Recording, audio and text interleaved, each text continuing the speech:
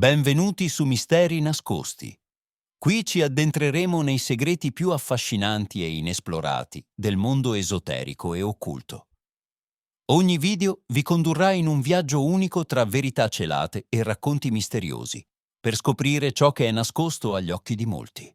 Sarai tu a decidere se queste rivelazioni sono reali o parte di un mistero ancora più profondo.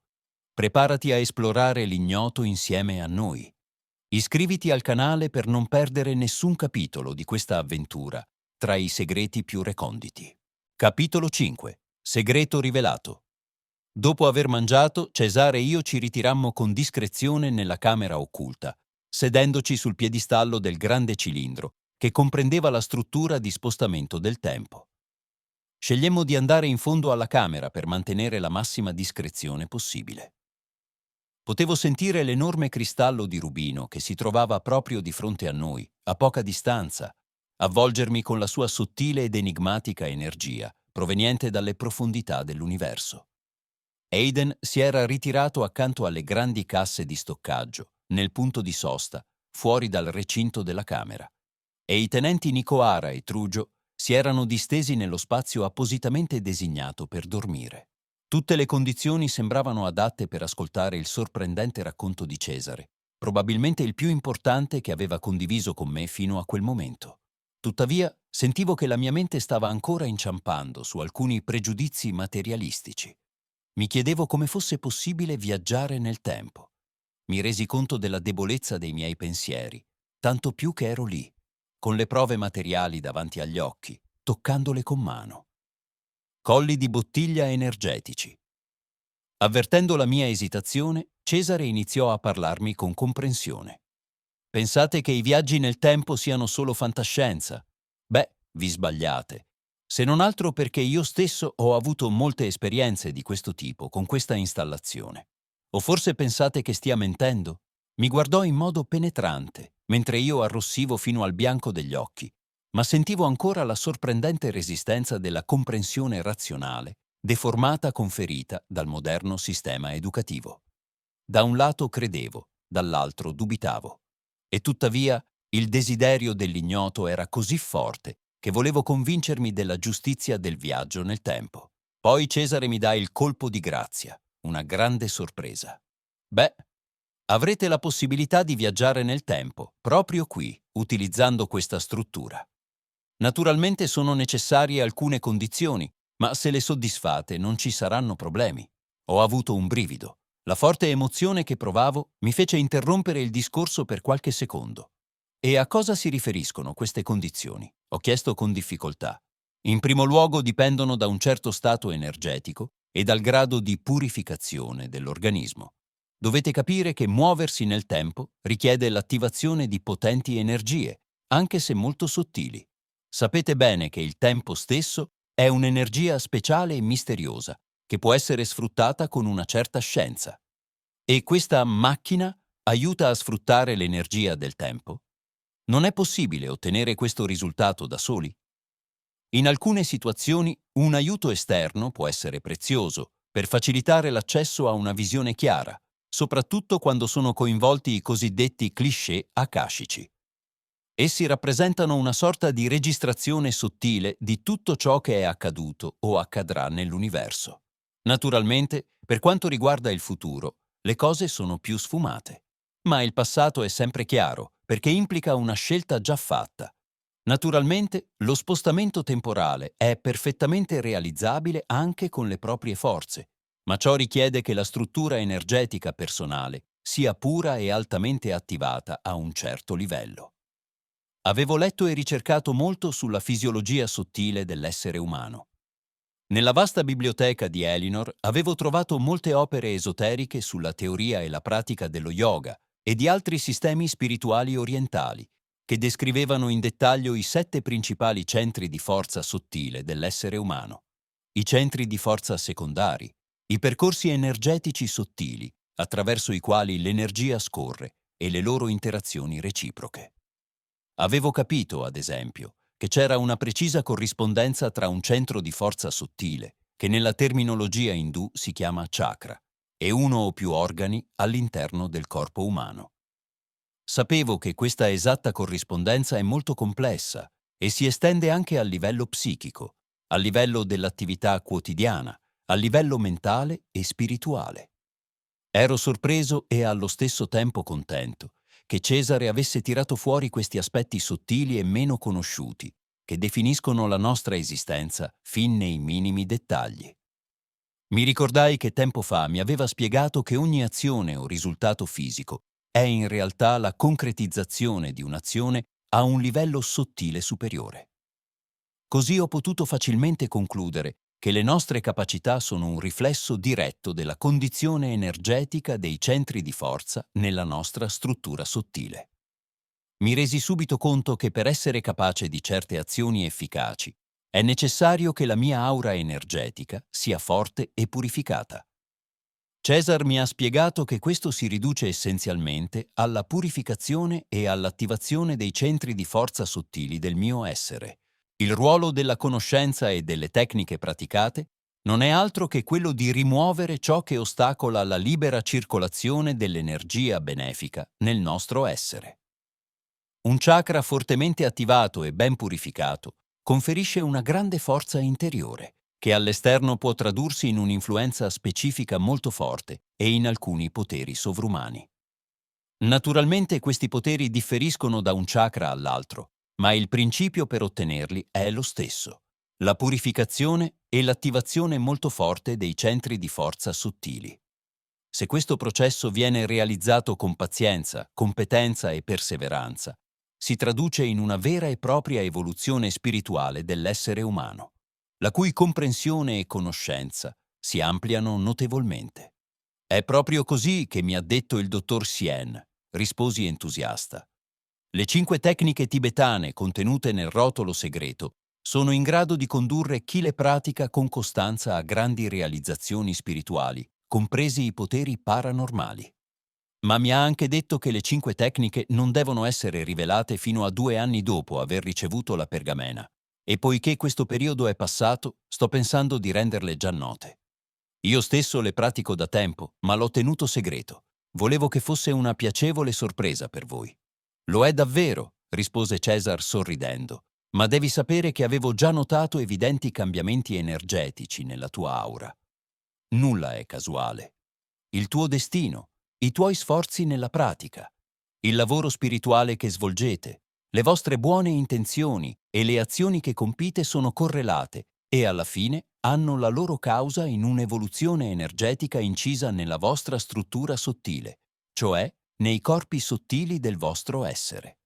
Ero felice come un bambino che riceve una lode a scuola. Il fatto che Cesar fosse contento mi dava grande gioia in me stesso e mi dava fiducia nelle mie azioni.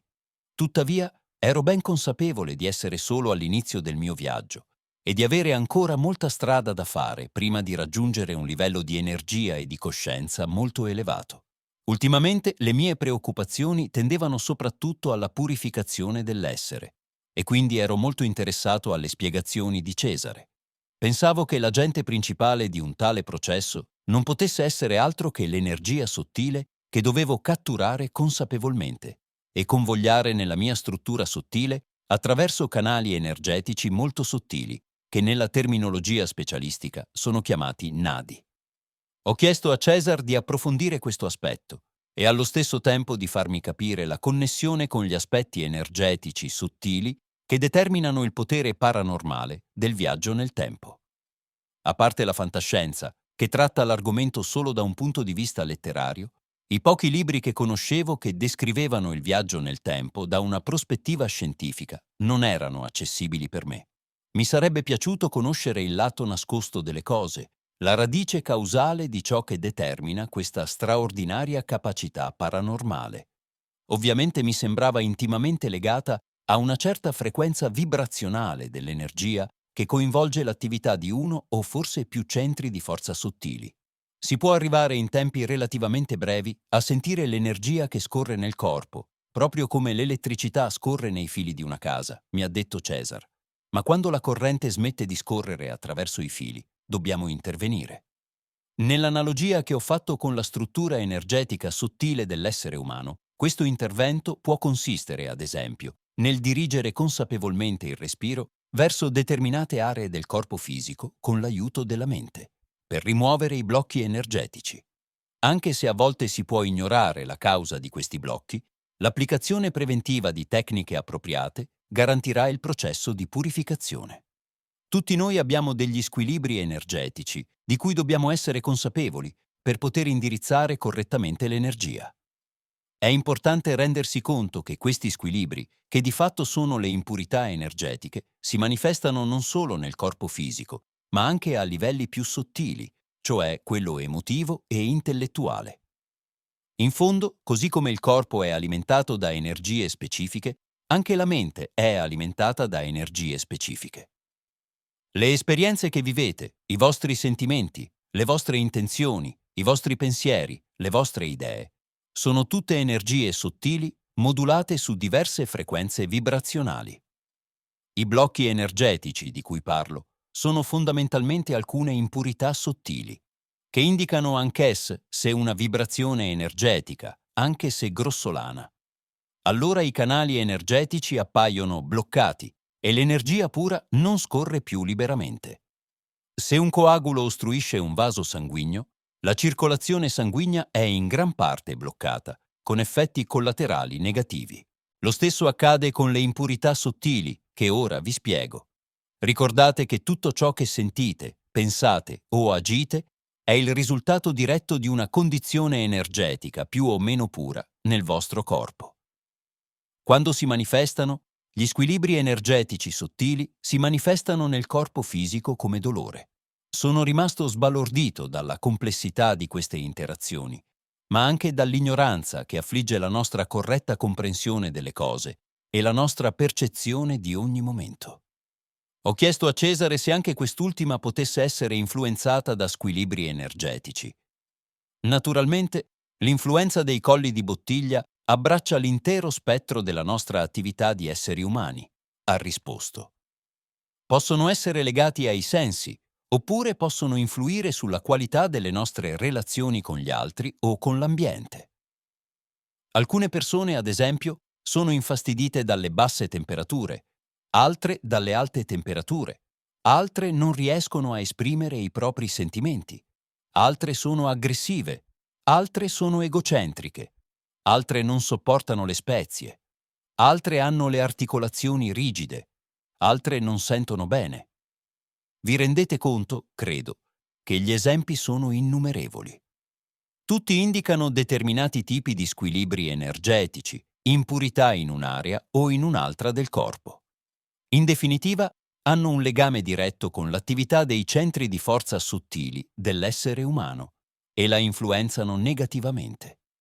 In queste condizioni, come pensate che l'uomo possa resistere ai potenti afflussi di energia che innescano la manifestazione di poteri paranormali?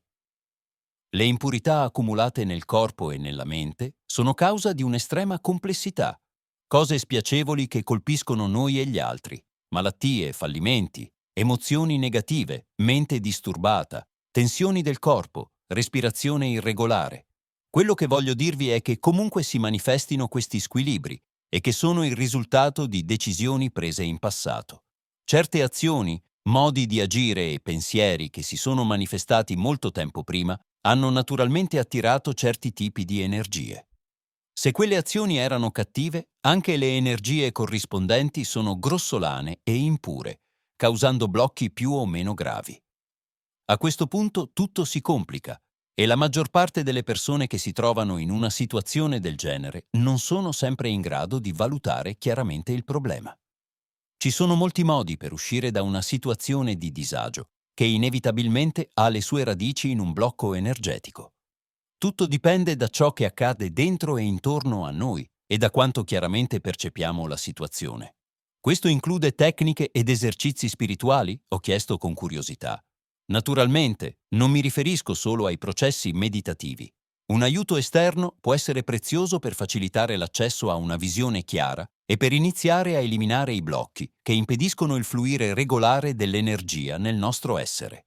Qui includo, naturalmente, le varie tecniche o metodi spirituali a cui una persona ha accesso, perché portano nell'aura energie vitali e purificanti che hanno un'alta frequenza vibrazionale. L'energia benefica ci dà sempre un potere di guarigione naturale. L'organismo umano di solito si libera delle impurità in modo misterioso quando ha a disposizione un'energia adeguata, senza che noi vi contribuiamo consapevolmente, per esempio durante il sonno. Ma questo è il semplice caso in cui le impurità non sono gravi. A volte ci sono ostacoli che bloccano l'energia e le impurità si accumulano. È come quando gli spazzini scioperano e non c'è nessuno che rimuova la spazzatura dalle strade. Perciò, per rimuovere gli ostacoli o le impurità che impediscono questo processo di purificazione naturale, è necessario impegnarsi consapevolmente in alcune azioni, per localizzare consapevolmente i punti critici e identificare le tossine, in modo da poter purificare gradualmente il nostro corpo, utilizzando l'energia benefica che possiamo catturare attraverso diverse tecniche o esercizi pratici. Mi riferisco all'energia sottile universale, chiamata prana. Lo so, l'ho capito, ho detto in fretta, ma sottolineo che in questa pratica spirituale la mente è molto importante. Infatti, ho letto che c'è una stretta connessione tra la mente e il prana. Sto pensando che se il prana è l'energia infinita e la mente può controllarla, si può ottenere praticamente qualsiasi effetto si voglia, qualsiasi potere paranormale, compreso lo spostamento del tempo. Cesare annuisce con un cenno di assenso. Il nostro stato mentale è uno dei fattori essenziali che influenzano l'intensità e la manifestazione dell'energia, cioè del pranayana. Più la mente è calma, più il corpo energetico è vicino al corpo fisico e minore sarà la perdita di energia. Idealmente, l'energia dovrebbe essere centrata nella colonna vertebrale, ma a causa di blocchi nel corpo spesso si disperde. Sì, e da questo derivano tutta una serie di problemi: agitazione, ansia, depressione o letargia, ho aggiunto. Fortunatamente, come sapete, ho una serie di 5 esercizi pratici tibetani che trovo molto efficaci, ma confesso di non averne ancora compreso l'essenza. In linea di principio, ognuno di essi coinvolge un aspetto diverso, eppure sento che c'è un legame sottile e fondamentale tra loro. Le tecniche e gli esercizi che appartengono principalmente alla spiritualità orientale si basano su elementi semplici come il respiro sottile, il suono sottile e il fuoco interiore sottile. Dalle mie letture ho notato che i tibetani pongono un'enfasi particolare sull'energizzazione del fuoco sottile interiore. Non solo i tibetani. Anche la pratica dello yoga indù prevede tecniche molto precise in questa direzione. La principale area di manifestazione del fuoco sottile interiore è la zona addominale. È noto da tempo immemorabile che il buon funzionamento di questa parte del corpo conferisce una salute indistruttibile e grandi poteri paranormali.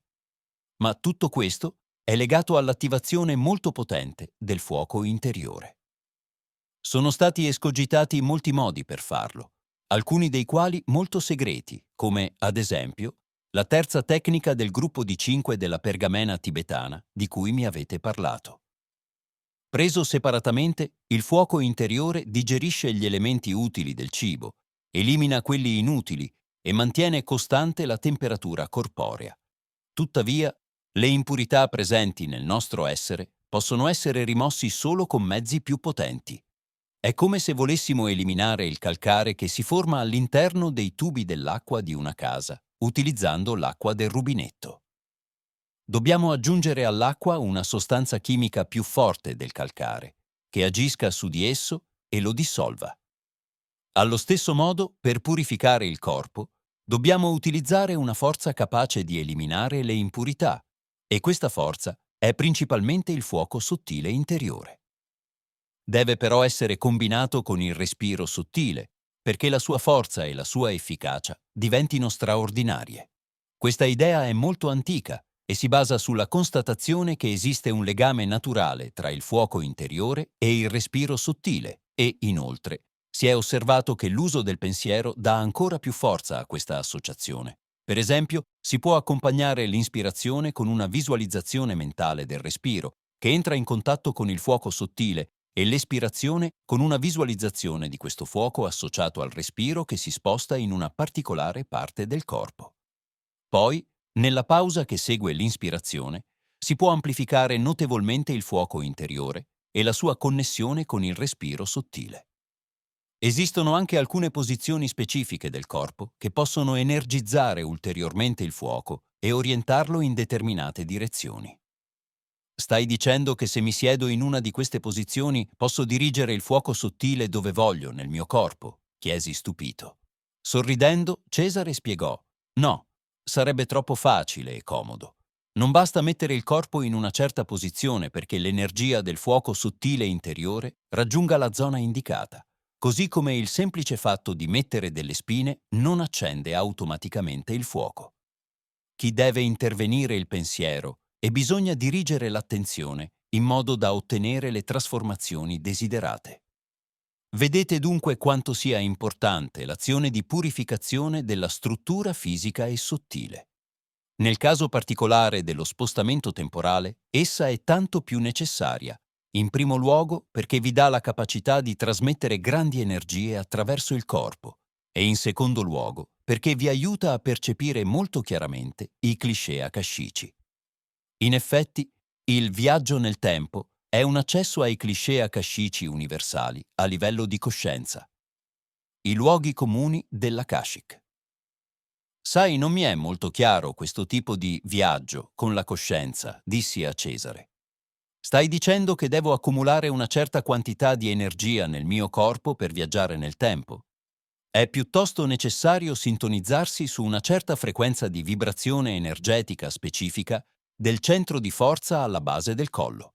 Tuttavia, è necessario anche un certo impulso energetico. Quel centro di forza sottile deve essere fortemente attivato, ma questa attivazione deve essere armoniosa. Cesare interruppe per qualche istante la sua spiegazione mentre Hayden si alzava e si avvicinava all'ingresso della stanza. All'inizio pensai che il giovane volesse dirci qualcosa, ma lo vidi chiudere il computer con molta attenzione e poi si distese anche lui a dormire accanto agli altri due colleghi. Ho approfittato della breve pausa per sistemarmi meglio sul mio piedistallo. Anche se mi sentivo un po' stanco, il mio interesse era molto forte per scoprire il mistero dei viaggiatori del tempo, a cui Cesare aveva avuto accesso. Questo centro di forza sottile è molto speciale, ha spiegato ancora. Se attivato a sufficienza, permette di accedere istantaneamente a informazioni del subconscio collettivo di cui normalmente non si ha conoscenza.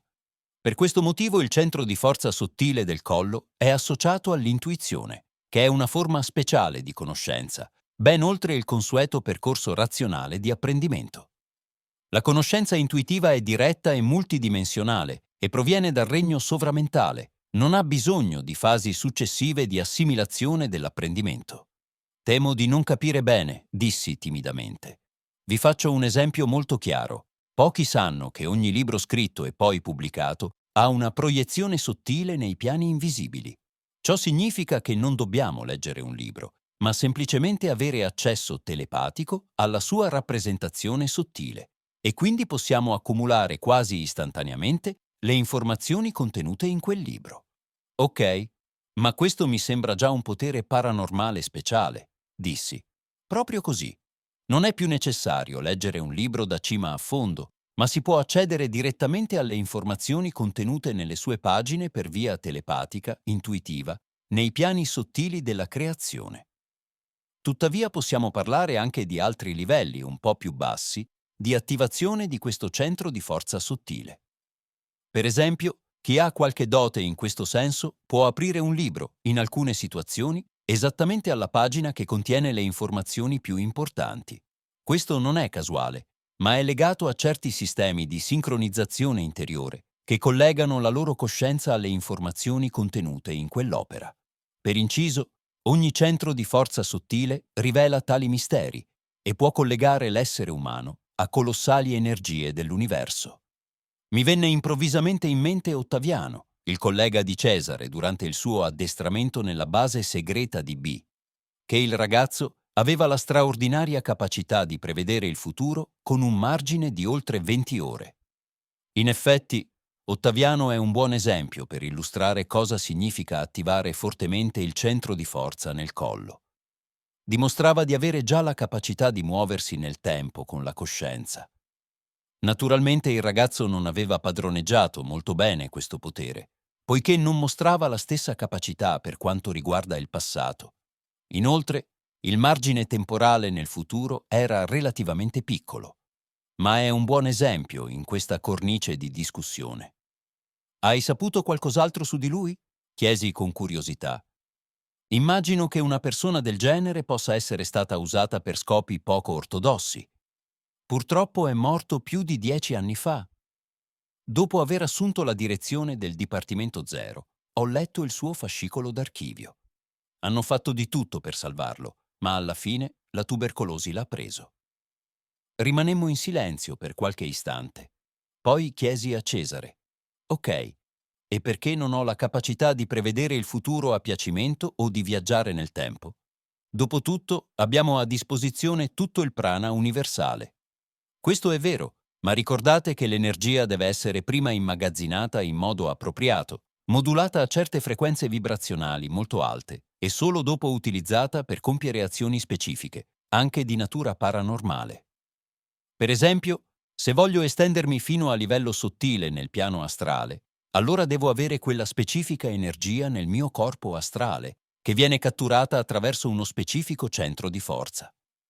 Se quel chakra non è sufficientemente energizzato da permettermi di raggiungere istantaneamente questa espansione, allora è inutile che io cerchi di farlo, perché non potrò fare nulla. Non mi espando di 10 centimetri. Lo stesso vale per il piano mentale. Ecco perché vi dico che per l'uomo comune queste azioni non sono possibili. Poiché i suoi centri di forza sottili non sono sufficientemente energizzati, egli pensa che il suo modo di essere, cioè in generale, di essere patetico, drammatico e debole, sia quello di tutti. Ma la realtà è completamente diversa e solo la forza di volontà e la perseveranza nella conoscenza e nell'evoluzione spirituale potranno cambiare lo stato in cui si trova, senza che se ne renda conto. Ho sentito una specie di peso sulle spalle. Pensavo che avevo ancora molta strada da fare prima di avere una struttura energetica sottile e attiva, pura ed efficace. L'azione dei 7 centri di forza sottile mi appariva ora molto complessa e intrecciata. Cominciavo a capire che la tecnologia per facilitare lo spostamento temporale metteva praticamente a disposizione l'energia specifica necessaria e modulata sulla frequenza molto alta delle cricche temporali, le cosiddette cricche akashiche. Ma anche qui sembrava che fossero necessarie alcune condizioni, senza le quali il processo non poteva avvenire. Intuitivamente capii che doveva esserci una certa interazione tra chi si impegnava in questo processo di viaggio nel tempo e l'energia sottile a cui si connetteva attraverso la struttura. Cesar mi spiegò che questa interazione poteva essere intesa in termini di un certo tipo di selezione. È come una sorta di sintonizzazione tra il livello energetico e di coscienza della persona che vuole muoversi nel tempo e la struttura qui presente, che in realtà è esoterica al massimo grado, mi ha detto. Non si tratta solo di una tecnologia altamente avanzata, ma allo stesso tempo rappresenta una penetrazione nell'universo invisibile delle forze cosmiche, che sono colossali. Ci ha mostrato che questa civiltà ha anche un livello molto alto di conoscenza e comprensione spirituale, perché riesce a combinare in modo felice la tecnica e le capacità della coscienza individuale. È un risultato difficile da raggiungere. Speravo ancora di avere la possibilità di verificare di persona l'efficienza della macchina del tempo. Pensa che ci possano essere problemi per chi non è ancora pronto e si connette a questa installazione? Ho chiesto con esitazione. Potrebbero esserci problemi di questo tipo se l'energia non viene dosata in modo proporzionale. Ma ora so come usare questo straordinario dispositivo, perché con esso ho realizzato decine, forse addirittura centinaia di spostamenti temporali. Se si realizza l'accordo energetico, il processo è innescato, ma non è ancora obbligatorio fare il salto temporale. Voglio dire che poi dipende molto dalla capacità di focalizzazione mentale di chi fa l'esperienza, se sarà in grado o meno di proiettare la sua coscienza dove vuole, a livello dei cliché temporali. Nulla si realizza automaticamente, ma c'è una continua correlazione tra la coscienza e questa macchina. Per esempio, se la mente è confusa e non riesce a isolare con fermezza il periodo di tempo in cui il salto temporale deve essere realizzato, allora non avviene e possono verificarsi anche sensazioni spiacevoli, per esempio emicranie molto forti o dolore agli occhi nelle orbite. In alcuni casi la persona può provare una nausea acuta o sperimentare palpitazioni cardiache. L'equipe scientifica ha condotto numerosi esperimenti e ha studiato questo processo su diversi soggetti, utilizzando l'interfaccia che è stata realizzata e accoppiata al dispositivo gigante nella sala proiezioni. Voglio quindi che vi rendiate conto che è necessaria una certa armonia dell'essere, un certo equilibrio interiore e una certa dotazione energetica per poter sostenere questo processo. Per quanto ne so, credo che la fonte di energia sia questo cristallo, dissi, indicando il gigantesco quarzo perfettamente levigato. Cesare rispose affermativamente, sottolineando che i collegamenti si trovano probabilmente sotto le lastre di pietra del pavimento, tanto più che il cristallo è intarsiato nel pavimento. Non sappiamo ancora cosa alimenta il dispositivo nella sala di proiezione. Molto probabilmente c'è un altro livello al di sotto di quello che abbiamo raggiunto, ma finora ci è stato impossibile capire come raggiungerlo. Devono esserci uno o più cristalli giganti o qualche altra fonte di energia a noi sconosciuta. Infatti, tecnologicamente parlando, il dispositivo in questo caso si limita a creare un ponte energetico tra l'attivatore e il cristallo. Ma è proprio questo punto che è estremamente difficile da realizzare, perché si tratta di una sorta di biotecnologia, una complessa combinazione di amorfo e vivente. Siamo così lontani dal comprendere queste connessioni che il gruppo di scienziati che lo ha studiato ha rivolto il proprio interesse altrove, abbandonando questo campo. Hanno detto che la differenza tra ciò che conosciamo e comprendiamo da un lato e ciò che gli antichi costruttori avevano capito è così grande che al momento non c'è un punto di partenza valido per la ricerca. Non riescono a comprendere la natura del progetto di questa macchina del tempo, soprattutto perché nessuno degli elementi utilizzati per la costruzione dei principali elementi costruttivi si trova sulla Terra, ad eccezione del tallio e dello stronzio, che sono stati identificati in piccole quantità. Ma la macchina conferisce la capacità di viaggiare nel tempo, non è vero? Chiesi stupito. Certo, hai ancora qualche dubbio? Influential rispose Cesar ridendo. Proprio come in un archivio di file si ha accesso indicizzato a qualsiasi file si desideri e lo si può trovare facilmente. Lo stesso vale per viaggiare nel tempo con questo dispositivo. Naturalmente, solo se riuscirete a realizzare l'accordo di stato di cui vi ho parlato. Feci un respiro profondo. Ora mi era chiara la maggior parte delle nozioni relative a questo argomento, ma ero molto curioso di scoprire come si percepisce l'effettivo trasferimento nel tempo, quali sensazioni si provano, cosa si può fare in quei momenti. Da altre discussioni che avevo avuto con Cesare, sapevo che lo spostamento temporale comporta contemporaneamente una resa fedele delle percezioni dei cinque sensi, come se stessimo vivendo, muovendoci e agendo in quel periodo. Questi aspetti sono importanti e devono essere adeguatamente compresi, cominciò a spiegare Cesare, perché c'è una notevole differenza tra il viaggio nel tempo con il corpo fisico e quello con la coscienza. Nel primo caso, l'energia che deve essere imbrigliata per ottenere il trasferimento è notevolmente più alta e per ottenerla, oltre al centro di forza sottile nel collo, viene impegnato anche un secondo centro di forza che si trova nella zona dell'ombelico. Anche in questo caso, tuttavia, è necessario imbrigliare un certo tipo di energia nell'essere. La nostra scienza, colossalmente potente e perfettamente correlata al risveglio della nostra coscienza, è troppo lontana per conoscere questi aspetti occulti, tantomeno per percepirli o riceverli. La manifestazione di questa gigantesca energia che ha la sua essenza nel nostro corpo, nella zona basale, può essere osservata al massimo indirettamente, attraverso alcuni segni esterni.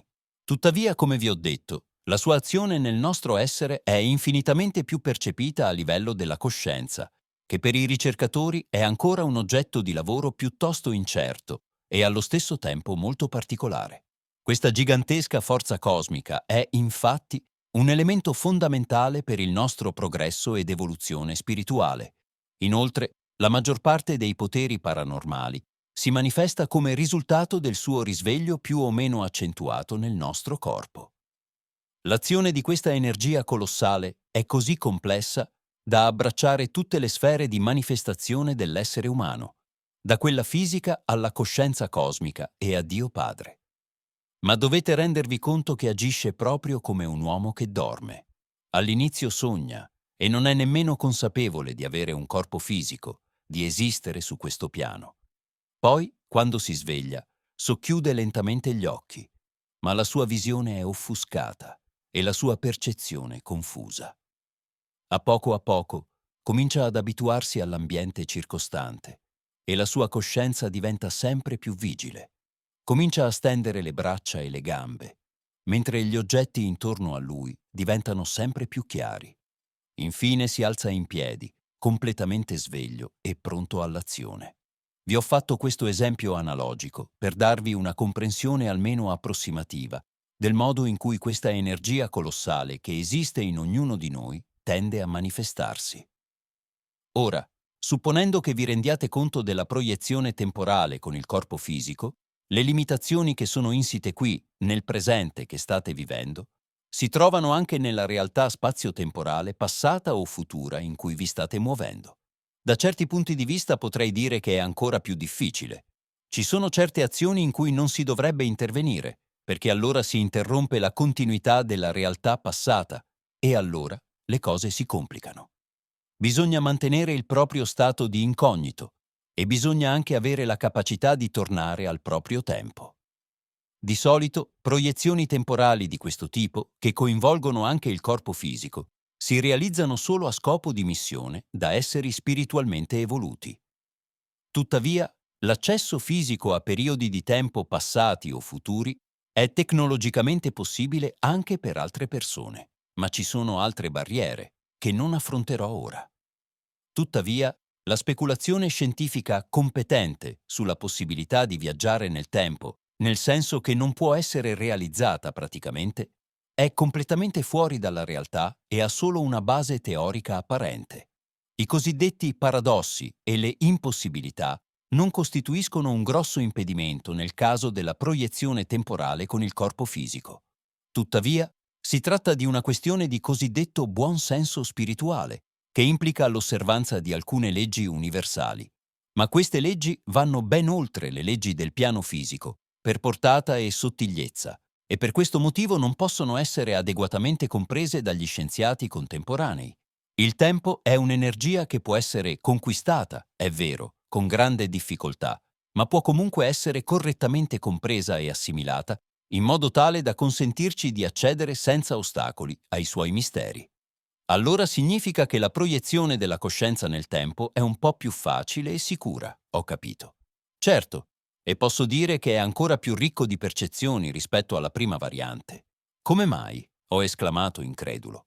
Pensavo che la presenza fisica desse maggiore precisione e ancoraggio al periodo di tempo indagato. Ti sbagli, Cesare mi ha contraddetto. La proiezione della coscienza in un determinato periodo storico permette di avere un'idea più sfumata dello stato delle cose in quella realtà temporale. Grazie alla precisa focalizzazione del pensiero e in consonanza con l'energia specifica del centro di forza nel collo, la mente è trasportato in una sequenza temporale del passato o del futuro, che sente e integra esattamente come se si vivesse in quel momento e si facesse parte di quella realtà. E tutto questo avviene istantaneamente? Chiesi meravigliato. A volte ci sono dei periodi di transizione o dei blocchi, ma se la mente è preparata il passaggio è praticamente istantaneo. Sapete già che l'energia del pensiero, che è un potere straordinario, può percorrere qualsiasi distanza alla velocità della luce. Per la struttura fisica dell'uomo, queste distanze sembrano impossibili, ma per il suo corpo mentale possono essere facilmente superate.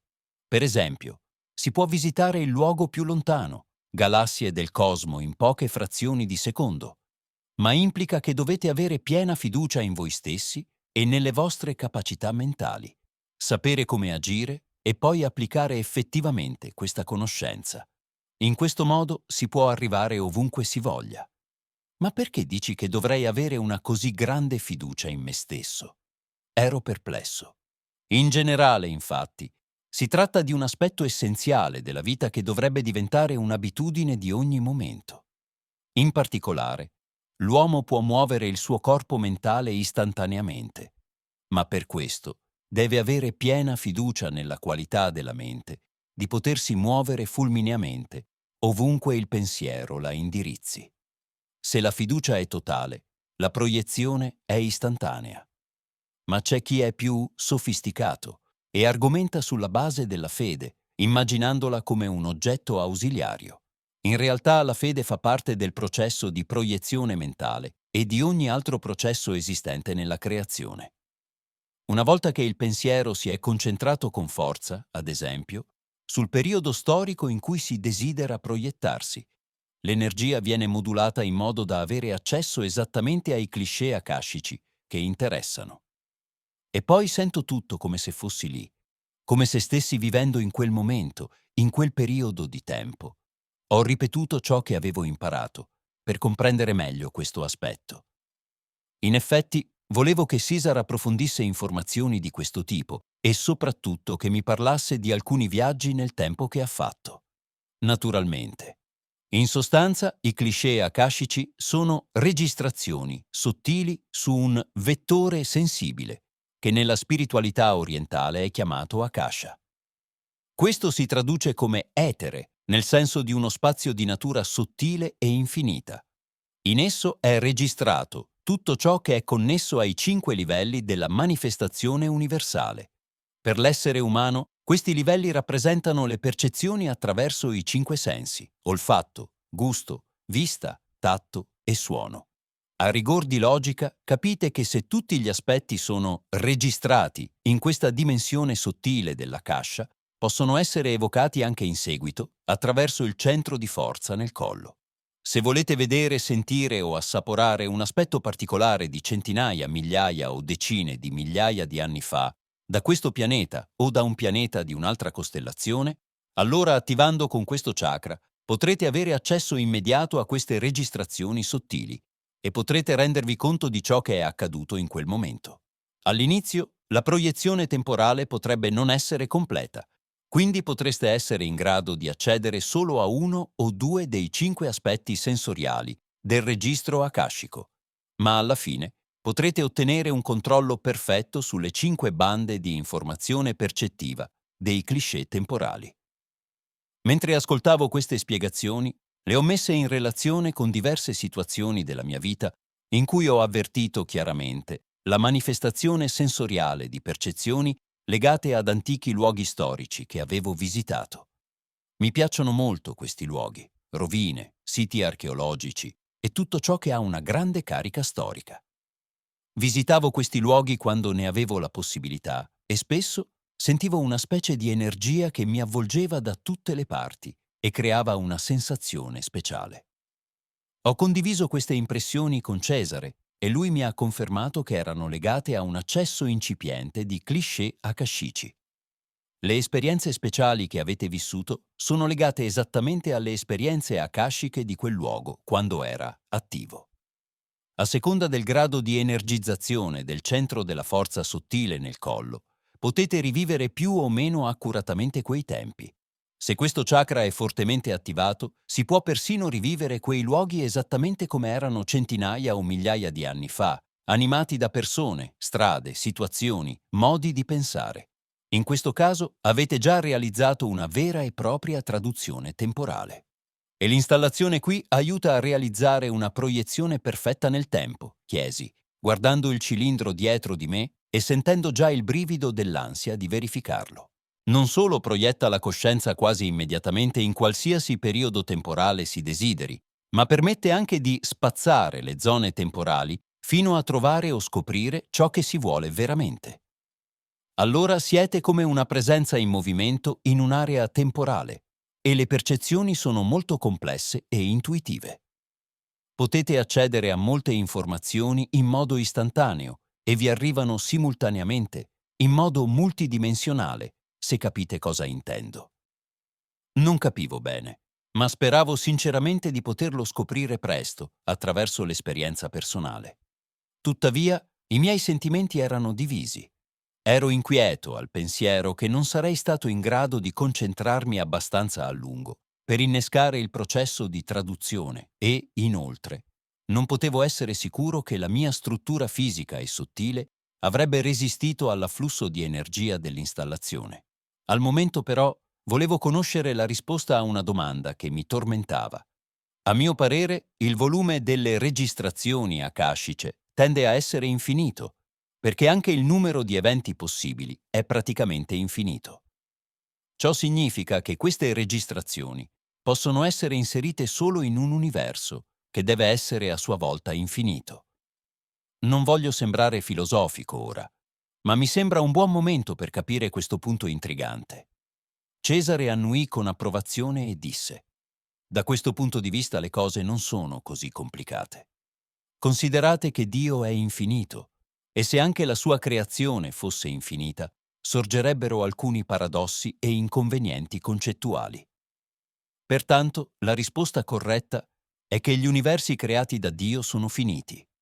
L'universo fisico è finito, l'universo astrale è finito.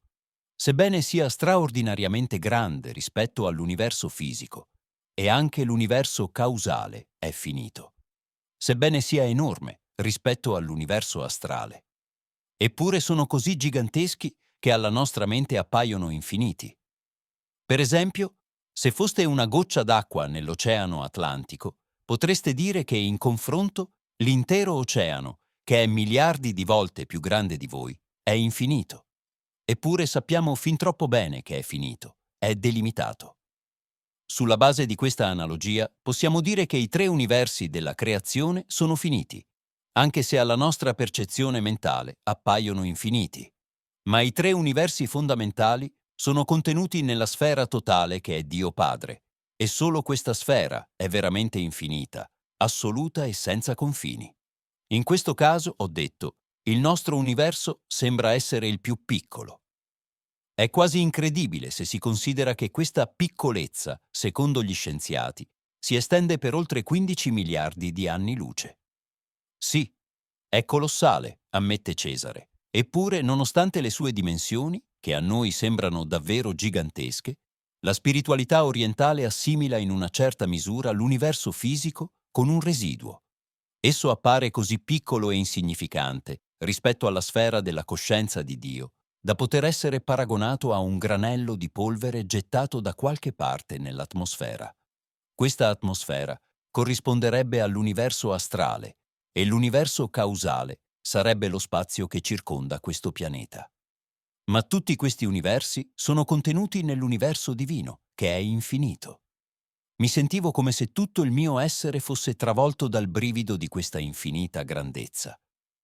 Ho detto commosso: penso che nel caso della sfera infinita della coscienza divina non si possa più trattare di uno spostamento nel tempo. Prima di rispondermi, Cesare fece una breve pausa, cambiando improvvisamente il suo stato interiore. Quando mi rispose, aveva la voce bassa e le parole biascicate. In questo caso si può sperimentare la rivelazione dell'eternità, che non implica il tempo. Allora si supera la consueta integrazione temporale, in cui si vive il tempo come presente, ci si relaziona con il passato e si va nel futuro. In questa esperienza molto speciale si verifica uno stato di galleggiamento, in cui il tempo sembra fermarsi. In realtà, in quei momenti si sperimenta la rivelazione della dimensione veramente divina, di quella che viene chiamata eternità. E poiché è al di là del tempo, coloro che hanno sperimentato questo stato divino hanno capito, al di là delle parole, che Dio è eterno e che l'eternità è la sua stessa essenza. Potrei dirvi che questa esperienza è sublime e che l'esperienza divina che si fa è del tutto eccezionale. Non riesco a trovare le parole giuste per descriverla. L'espansione della coscienza è inimmaginabile e ovunque intorno a voi non c'è altro che luce divina. Rivelazione. Seguirono alcuni momenti di silenzio per entrambi. Il potere di Cesare di evocare quella realtà era impressionante e io sentii un senso di sacralità e purezza nella mia anima che mi commosse profondamente. Questa dimensione speciale e altamente spirituale delle sue esperienze era molto raramente presente nei racconti che mi faceva. Senza dubbio ciò era dovuto alla straordinaria modestia del suo essere.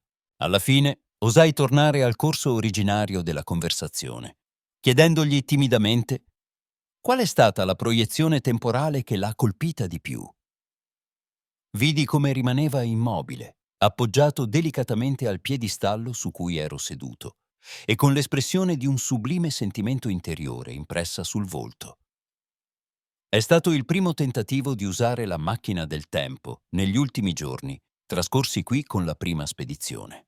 Eravamo rimasti solo in 3, perché ci eravamo divisi in squadre di lavoro e gli altri erano tornati indietro, attraverso il tunnel in giorni successivi.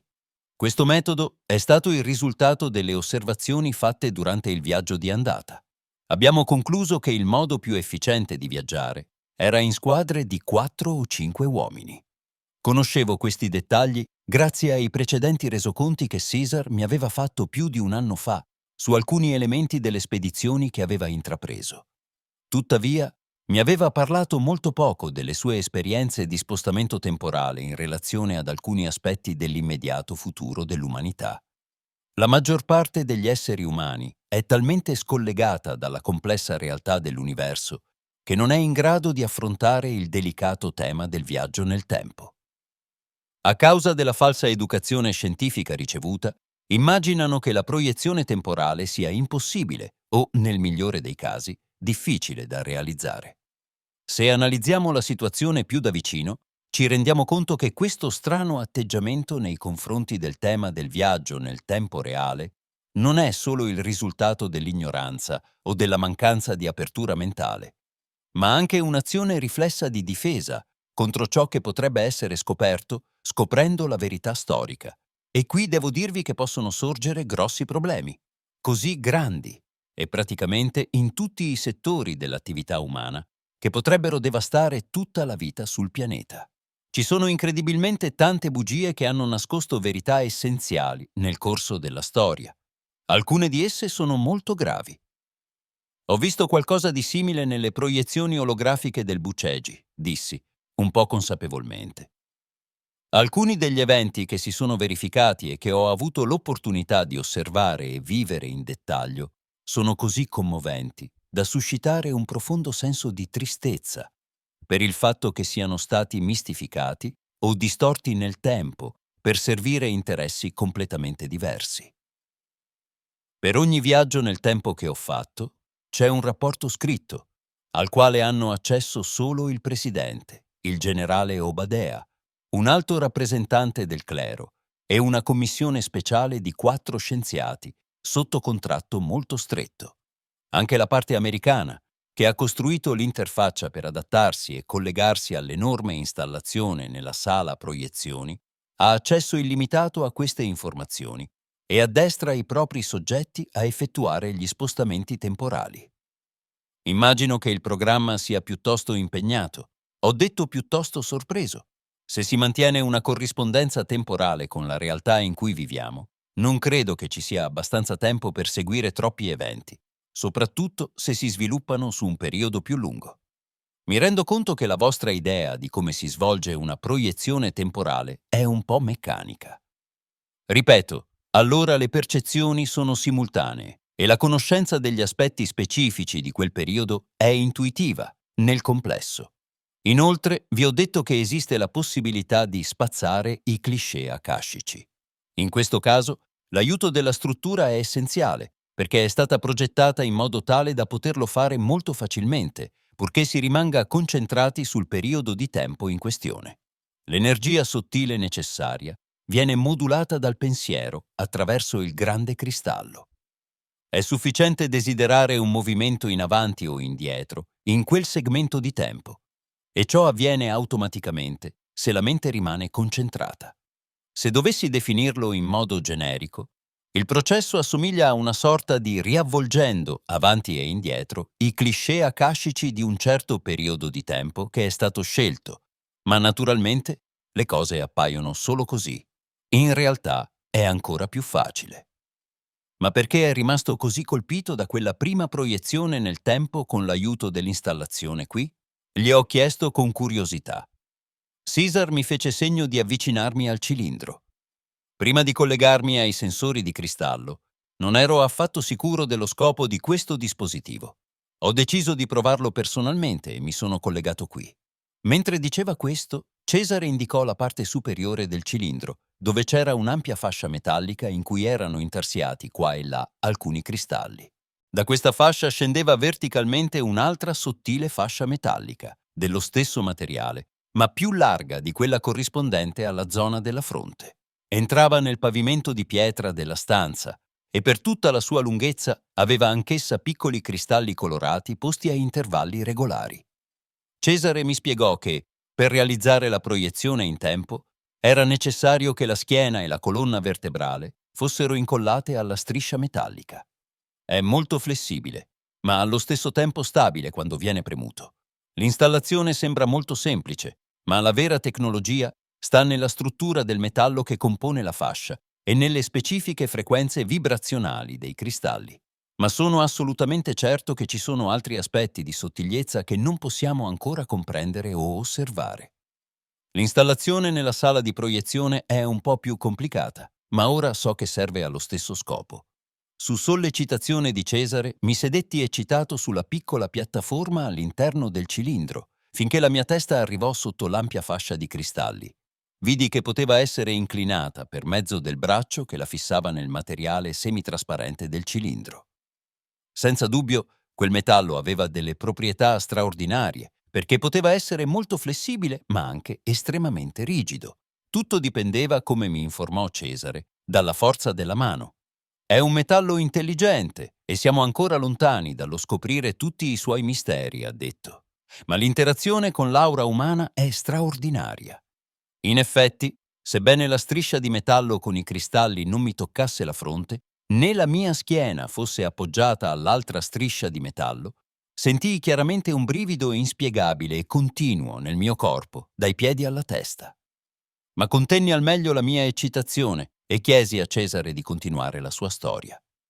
Mi resi conto abbastanza rapidamente della logica del posizionamento dei cristalli e che il funzionamento della macchina non era affatto complicato una volta che ci si sintonizzava con essa.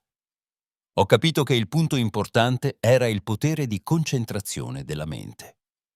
Dopo essermi seduto nella posizione in cui vi trovate ora e essermi connesso all'installazione in modo intuitivo, mi sono trovato in uno stato di rilassamento completo per rendermi conto della natura dell'attivazione energetica interiore. Poi ho capito che la specificità dell'installazione era rivolta al chakra della gola e ho cominciato a sentire i primi strani impulsi di alterazione della realtà circostante. Era come se tendessi a scivolare, per poi tornare alla consapevolezza della mia posizione fisica e della mia integrazione in questa camera sotterranea. Cominciai a evocare casualmente immagini della mia infanzia, del periodo trascorso nel B. Rimasi un po' sbalordito, ma mi resi subito conto che si trattava di impulsi riflessi subconsci, amplificati dallo stato di profondo rilassamento fisico e mentale che avevo indotto in me. Tuttavia, ciò che mi ha dato la risposta al significato dell'installazione è stato il fatto che ero di nuovo lì, in quelle sequenze della mia vita, e vedevo e agivo come se fossi presente nel corpo e nell'anima, fin nei minimi dettagli.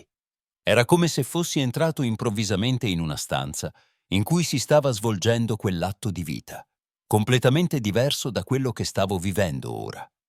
Quando manifestavo la mia volontà, tornavo al tempo presente e avevo di nuovo perfetta consapevolezza del mio corpo in questa stanza. Naturalmente, rimanevo perfettamente consapevole della mia identità e del mio scopo anche durante la proiezione temporale.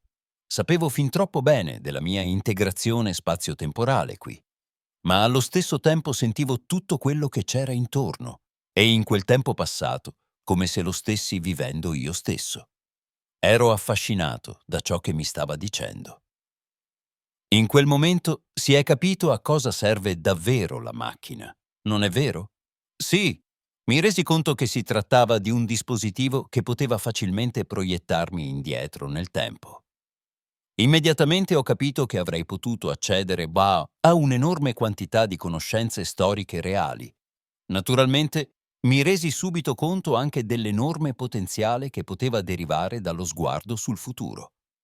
Ma questo aspetto della conoscenza è molto delicato e può creare grossi problemi se non viene conservato con la massima discrezione.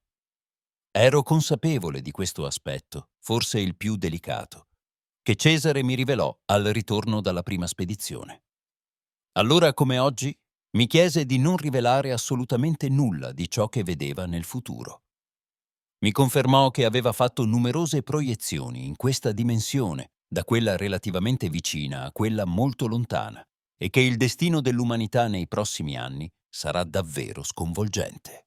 In particolare mi ha riferito alcuni degli aspetti più importanti che daranno forma agli eventi futuri, ma ha insistito molto affinché non rivelassi nulla di tutto ciò.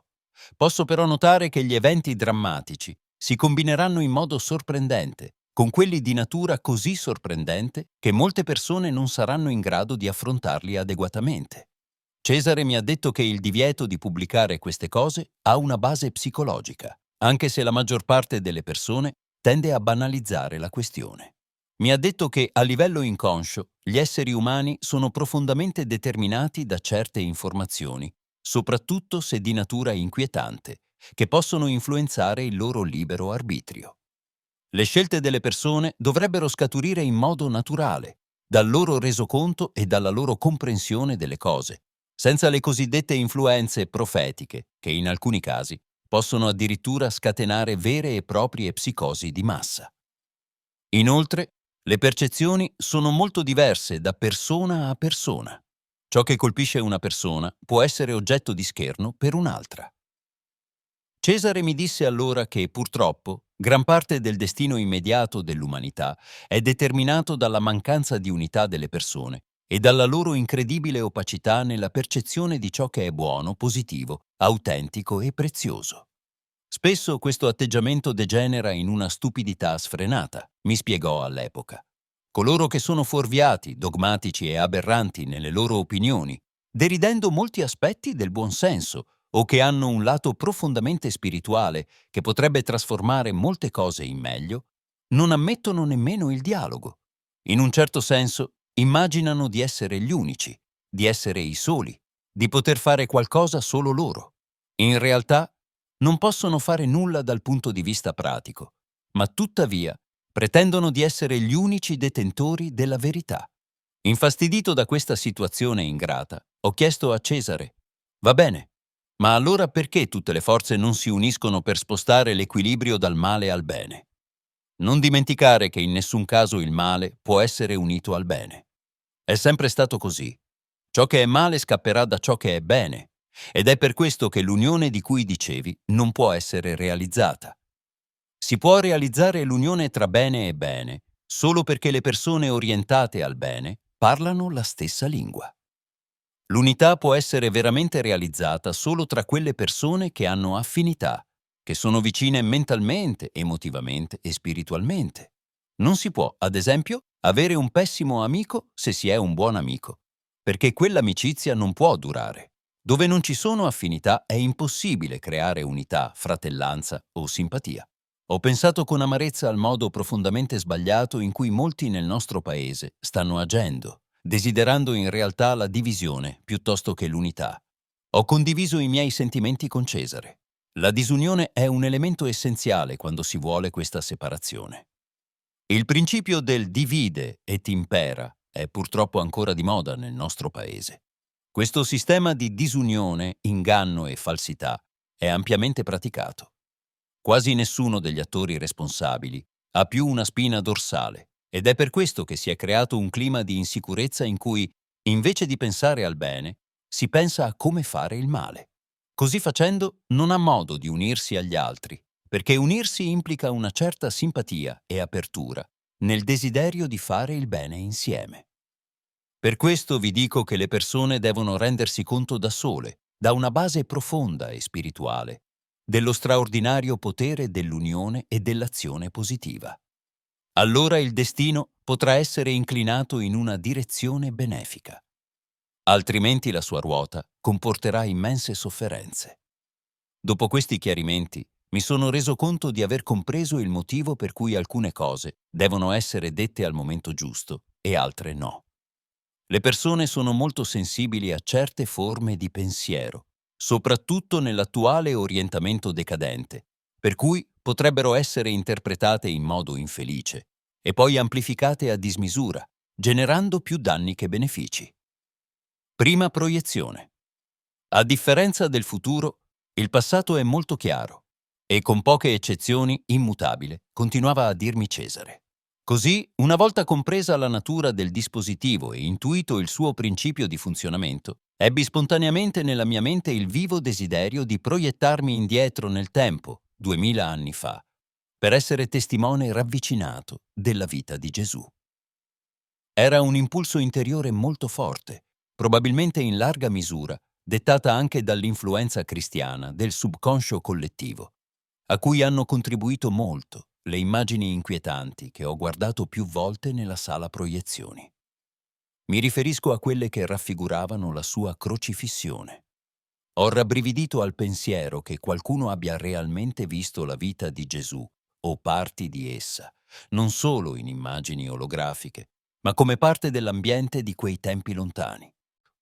Non è stato proprio facile, ha continuato Caesar, il cui atteggiamento mentre mi raccontava la storia era serio e anche un po' triste. Quella zona temporale è molto speciale. L'ho rivisto diverse volte nel corso di 2 anni, ma la prima proiezione è stata la più speciale. Una volta focalizzata la mia mente su quel momento, ho sentito un fortissimo afflusso di energia lungo la schiena e ho capito che l'azione del cristallo gigante si era innescata.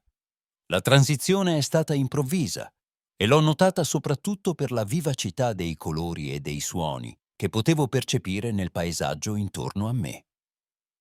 Eravamo sul fianco di una collina, accanto a un sentiero che sembrava non essere stato percorso molto. In realtà, c'erano diversi sentieri che si incrociavano tra loro, ma erano a malapena distinguibili nella vegetazione rada e bruciata dal sole. Il terreno era argilloso e un po' rossastro, con molta ghiaia.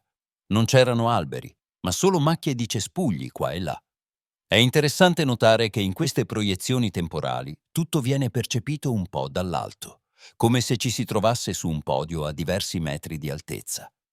A volte la percezione si avvicina al suolo e diverse volte sono stato in mezzo alla gente, vedendola e sentendola parlare e comportarsi. Ma in generale siete come una presenza invisibile e misteriosa che assiste agli eventi da un'altezza maggiore, forse 3 o anche 4 metri. Vi muovete istantaneamente, con la semplice manifestazione di volontà. Alla mia sinistra, un po' più avanti, dietro un dosso, vedevo alcune persone sedute su una grande tela, che parlavano molto preoccupate. Ho desiderato essere lì e subito mi sono trovato in qualche modo sopra di loro. In altre circostanze mi sono reso conto che potevo muovermi ancora più lentamente, come se stessi sorvolando il paesaggio. Tutto dipendeva dal comando mentale e dal potere di focalizzazione del pensiero. Se la partecipazione non era intensa, c'era la tendenza a sfuggire. L'atmosfera sembra oscurarsi, perde molta della sua luminosità e l'ambiente diventa un po' più diffuso, fino a scomparire del tutto. La coscienza torna al momento presente, ma questo ritorno è percepito in modo molto più chiaro, come una sorta di rottura della zona temporale a cui si aveva accesso prima. In generale, il ritorno al presente è una sensazione di avvicinamento a se stessi, ma con questo intendo soprattutto gli oggetti che ci circondano e i ricordi personali dell'esistenza che stiamo vivendo. Vi dico tutto questo perché quando mi sono avvicinato a quel gruppo di persone ho provato proprio questa sensazione di perdita di concentrazione. Ma mi sono ripreso subito, prima di lasciare quel fuso orario. Vi renderete conto che le sensazioni sono un po' diverse da quelle della vita quotidiana. Le percezioni sono molto più ampie e simultanee. Ad esempio, fin dai primi istanti della proiezione ho potuto percepire l'atmosfera del luogo. Sapevo benissimo dove mi trovavo e in quale periodo temporale. E soprattutto sapevo empaticamente chi erano alcune delle persone che vedevo. Le proiezioni temporali non sono casuali, ma vi portano sempre nella nicchia spazio-temporale più vicina all'intenzione del vostro pensiero. Questa osservazione vale sia per le persone che per i luoghi. Quando seguite gli eventi è un processo di conoscenza che assomiglia molto all'essere presenti in quei tempi o in quei luoghi, partecipando a quelle stesse azioni ed eventi. Le sensazioni sono molto vivide e chiare, ma allo stesso tempo si ha la sensazione di non essere coinvolti in tutto ciò che si percepisce. Per darvi un'idea più precisa di queste cose, vi dirò che accadono più o meno come se foste al cinema e steste guardando un film che vi piace molto. Tuttavia, la proiezione temporale è molto più di questo. Si sente molto di più di quello che sente un semplice spettatore, per quanto possa essere attratto da quel film. Si possono percepire le sfumature dell'animo delle persone, le loro vere intenzioni, si possono vedere i risultati delle trame che tessono, e tutto questo, ripeto, in una sorta di percezione globale che si vive momento per momento. Naturalmente, questa conoscenza può essere a volte parziale o addirittura molto vaga. Si può non avere la percezione visiva dei cliché o non sentire tutti i suoni, non capire la fonte di certi eventi o semplicemente sperimentare blocchi temporali in cui non si può accedere alla conoscenza di certi cliché akashici. Tuttavia, questa macchina da viaggio in tempo aiuta molto nella ricezione quasi perfetta dei cliché akashici. Ha mai affrontato situazioni del genere? Gli chiesi allora. Certo, diverse volte. La prima volta che mi sono reso conto del significato di blocco temporale è stato proprio nella proiezione di cui sto parlando. Prima c'è la sensazione di oscurità delle cricche temporali, poi tutto scompare improvvisamente e c'è solo un perfetto sfondo nero. Poi la coscienza torna al tempo presente. Ogni volta che si cerca di accedere a quella zona temporale, ci si imbatte nella stessa barriera apparentemente insormontabile. Qualcosa di simile alla situazione dei dati che volevate ottenere sulle persone che hanno costruito questo tunnel, ho detto. Esattamente. La loro conoscenza è così avanzata che sono stati in grado di bloccare misteriosamente l'accesso a queste informazioni da parte delle cricche akashiche. Ma la domanda più importante è: perché si sono presi il disturbo di farlo? È un punto importante, che purtroppo finora è rimasto poco chiaro. Mi sentivo sempre più caldo seduto sulla piattaforma. Anche quando non ero collegato, mi sembrava di essere circondato da una forza invisibile e penetrante. Mi sembrava che la gola si stesse gonfiando e mi si era sviluppata una strana debolezza alle gambe. Mi alzai dal mio posto e mi sedetti direttamente sul piedistallo, chiedendo a Caesar di raccontarmi di più sulla sua sorprendente esperienza di viaggio nel tempo.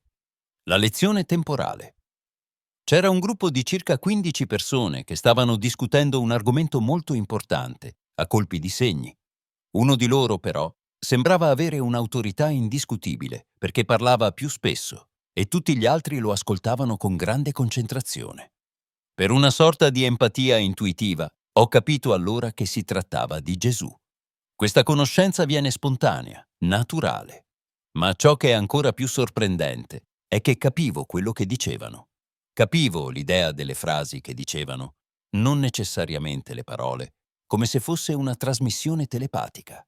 Nel momento in cui me ne sono reso conto, sono stato molto felice, perché allora avevamo accesso diretto alle parole di Gesù, ai veri insegnamenti che rivolgeva ai suoi seguaci. Molti di questi insegnamenti sono stati oscurati nel corso del tempo o sono stati alterati per soddisfare alcuni interessi che non avevano nulla a che fare con la spiritualità. Ho fatto qualche ricerca sull'argomento perché ero curioso di saperne di più su alcune opinioni non ortodosse di quei tempi, ho detto. Nella biblioteca di Elinor ho trovato alcune opere molto pertinenti che si basano rigorosamente su alcuni rotoli contenenti testi cristiani, considerati apocrifi dalla Chiesa. Devo dire che, nonostante le mie riserve iniziali, sono stato costretto a constatare l'accuratezza delle analisi e delle osservazioni scientifiche che sono state fatte. Sono giunto alla conclusione che non si possono assolutamente ignorare alcuni fatti e prove di quell'epoca. E posso assicurarle che ha assolutamente ragione. perché ho assistito sottilmente a molti degli eventi di quel tempo. Me li ha raccontati Cesare. È molto diverso dalla lettura dei testi che descrivono quei tempi, e i Vangeli canonici coprono solo una piccola percentuale di ciò che accadde. La sensazione che ho provato è stata travolgente e spesso drammatica. Posso dire in tutta onestà di non aver mai provato una tale carica emotiva. Tutto vibrava nell'aria, pieno di un senso di felicità completamente diverso da quello mondano. Era come se le persone sperimentassero una nuova dimensione della loro esistenza, una sorta di ebbrezza dell'anima. Molti di coloro che seguivano il Salvatore, ve lo dico ora in anteprima, erano così trasfigurati e interiorizzati che spesso li vedevo piangere, apparentemente senza motivo, ma allo stesso tempo sorridere di felicità. Era abbastanza sorprendente, era uno stato che si trasmetteva anche a me, ed era molto amplificato alla presenza di Gesù.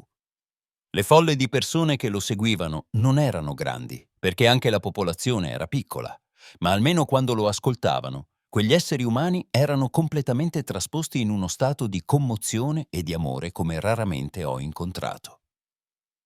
Io stesso ho avuto l'impressione che in quei momenti la zona sembrasse completamente purificata e in qualche modo sottilmente sollevata. È molto difficile da esprimere a parole, ma l'idea generale è che lì stesse accadendo qualcosa di veramente divino. E queste persone, sebbene molto modeste in termini di status sociale, stavano vivendo momenti davvero sublimi. Ho persino osservato più volte che loro stessi erano stupiti dalla frenesia del loro stato interiore e che si chiedevano l'un l'altro se si sentissero allo stesso modo. Tuttavia, ho visto anche persone di rango sociale più elevato, il cui benessere materiale si riconosceva dagli abiti che indossavano e dalla servitù che li accompagnava. Di solito queste persone rimanevano un po' più defilate, ma anche loro erano colte da una profonda pietà, rinunciando all'orgoglio o al disprezzo in questi momenti. Tranquilli e interiorizzati, ascoltavano Gesù con uno sguardo di desiderio e persino con una sorta di rammarico interiore.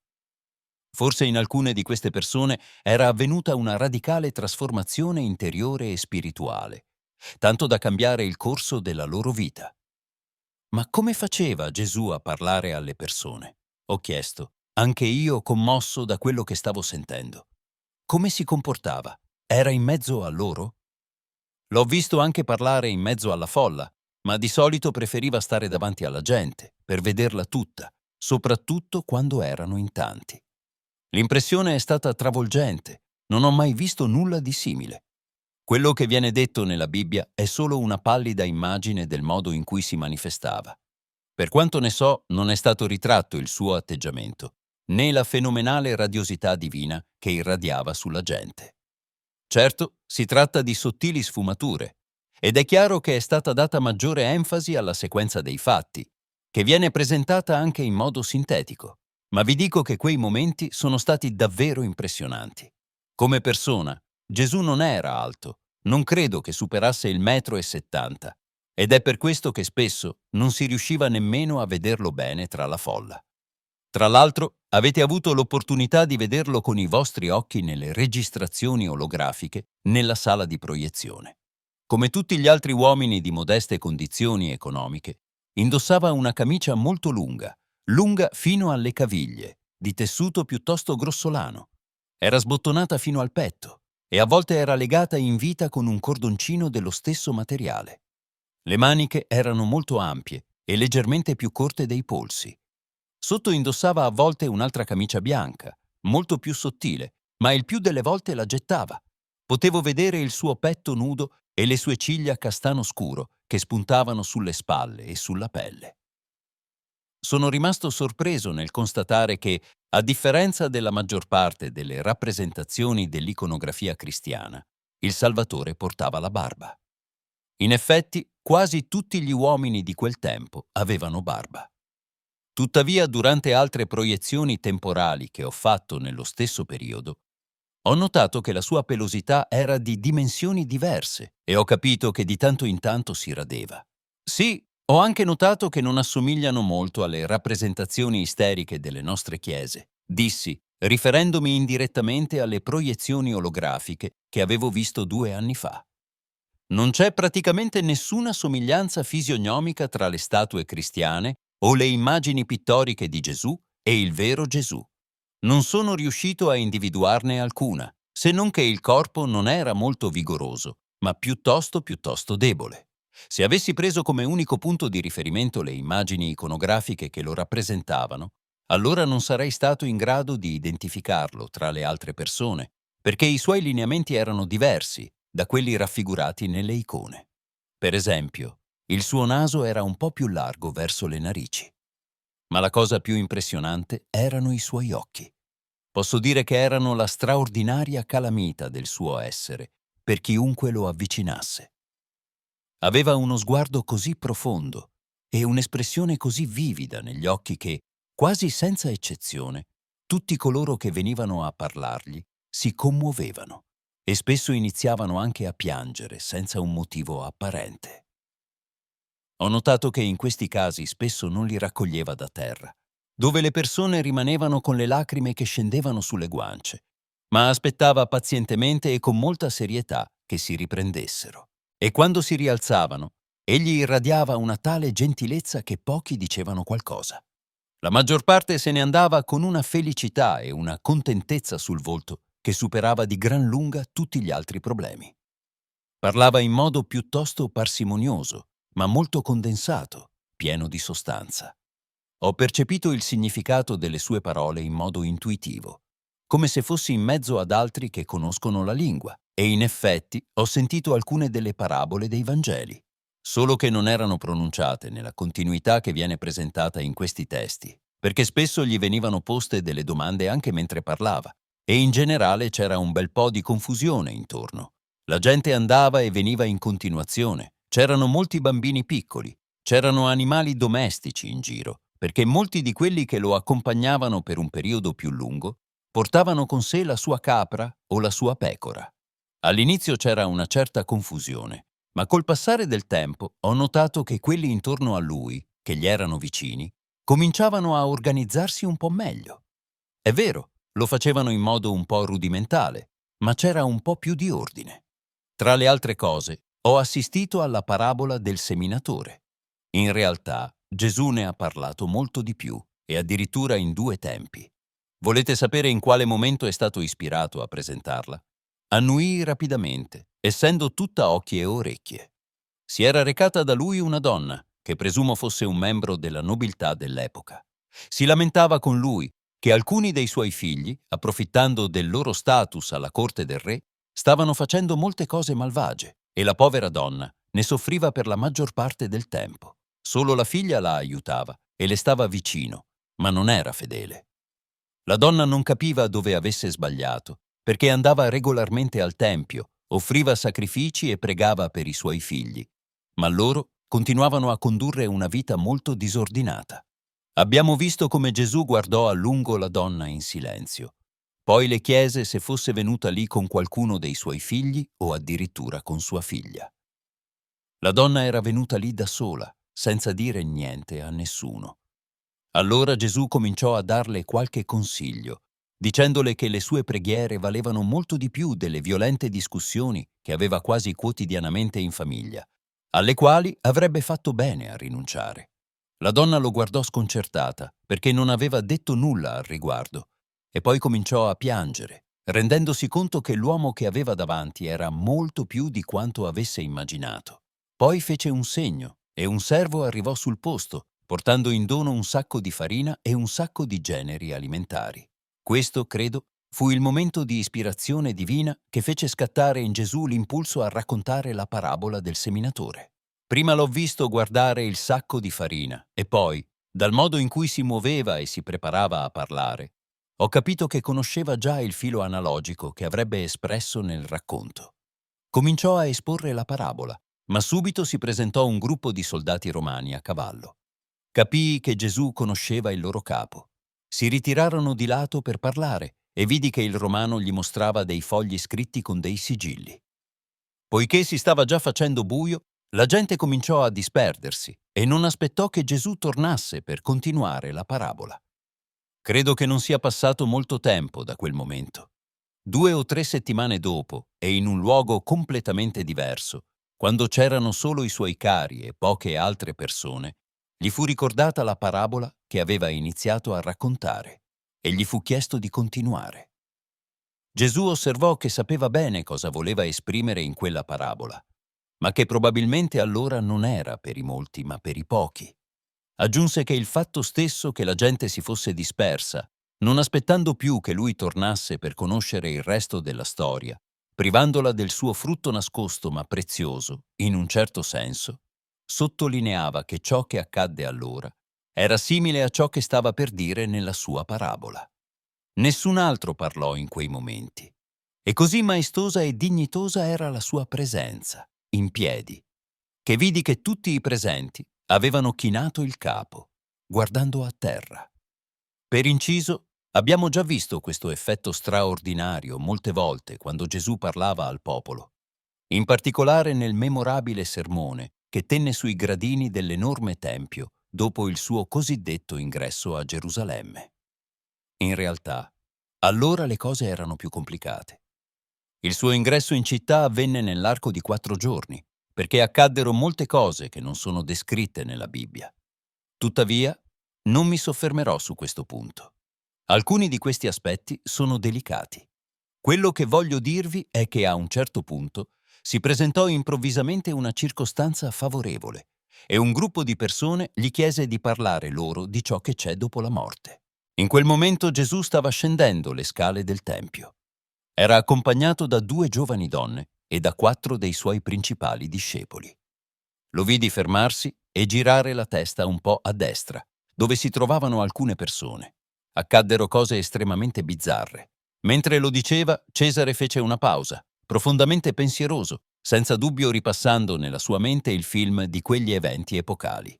Ero in preda all'impazienza, così osai chiedergli cosa fosse successo, come si fossero svolti i fatti. Questa parte degli eventi non è descritta né menzionata in alcun testo, mi ha detto. Sembra che uno strano oblio del tempo sia caduto su coloro che erano presenti. Nemmeno io sono riuscito a scoprire molto, e questo da parte di un per una ragione molto strana che vi dirò. Mentre osservavo la scena un po' dall'alto, mi trovavo un po' a sinistra di Gesù. Lo notai guardare improvvisamente a destra, verso un piccolo gruppo di persone, molto attente e concentrate. Da essi emerse una persona bizzarra, un uomo biondo e dall'aspetto piuttosto trasandato. Dava l'impressione di essere molto nervoso e insicuro di sé. Era un po' appoggiato all'indietro e teneva la mano destra sotto la lunga camicia, sotto la quale non si vedevano le gambe. Ricordo che questa fu la prima cosa che attirò la mia attenzione, poiché tutti gli altri indossavano abiti lunghi fino alle caviglie. Notai che quell'uomo era inquieto e guardava sempre di lato. Gesù fece qualche passo verso di lui e gli disse alcune parole che lasciarono perplesso anche me.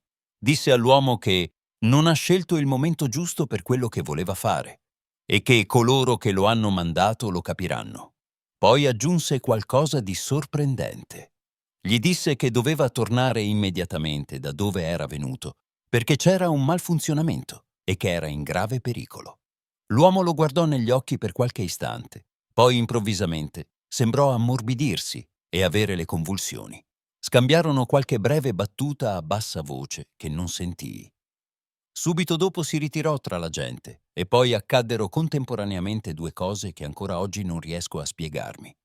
Si udì un breve sibilo minaccioso e molto forte in tutto l'insediamento. E quasi subito un gran numero di persone cominciò a radunarsi davanti al tempio, ai piedi delle scale, chiedendo insistentemente che Gesù parlasse loro. Mi sono subito mosso, molto curioso, per vedere chi fosse quest'uomo un po' fuori posto tra le altre persone, che si comportava in modo così strano e a cui Gesù aveva prestato tanta attenzione. Sebbene di solito la localizzazione di un punto o di una persona nello spazio sia istantanea quando manifesto la mia volontà, non mi mossi da nessuna parte. Rimasi immobile, come se non avessi dove proiettarmi. Ho riavvolto un po' il cliché akashico, ma non sono riuscita a identificare quella persona. Da allora non mi è mai successa una cosa del genere. Era come se quell'uomo fosse scomparso. Hai idea di cosa possa significare? Chiesi con curiosità. Ci sono alcune ipotesi, ma preferisco non condividerle ancora. Riguardano un settore che può essere difficile da comprendere per le persone. Tuttavia, ho insistito e alla fine Cesare mi ha detto di cosa si trattava, con l'avvertenza di non scriverne. Aveva fatto delle correlazioni e delle ricerche in questa direzione ed era quasi sicuro della sua conclusione. Ma era così sconvolgente che rimasi perplesso, senza sapere cosa dire. Alla fine tornai alla sua storia originale. Non mi hai detto qual è stato il primo impatto quando hai fatto la proiezione iniziale. Sai, su quella collina dove Gesù stava parlando con alcuni dei suoi discepoli. È vero, ma prima volevo darvi il quadro generale, cosparso di alcuni fatti concreti.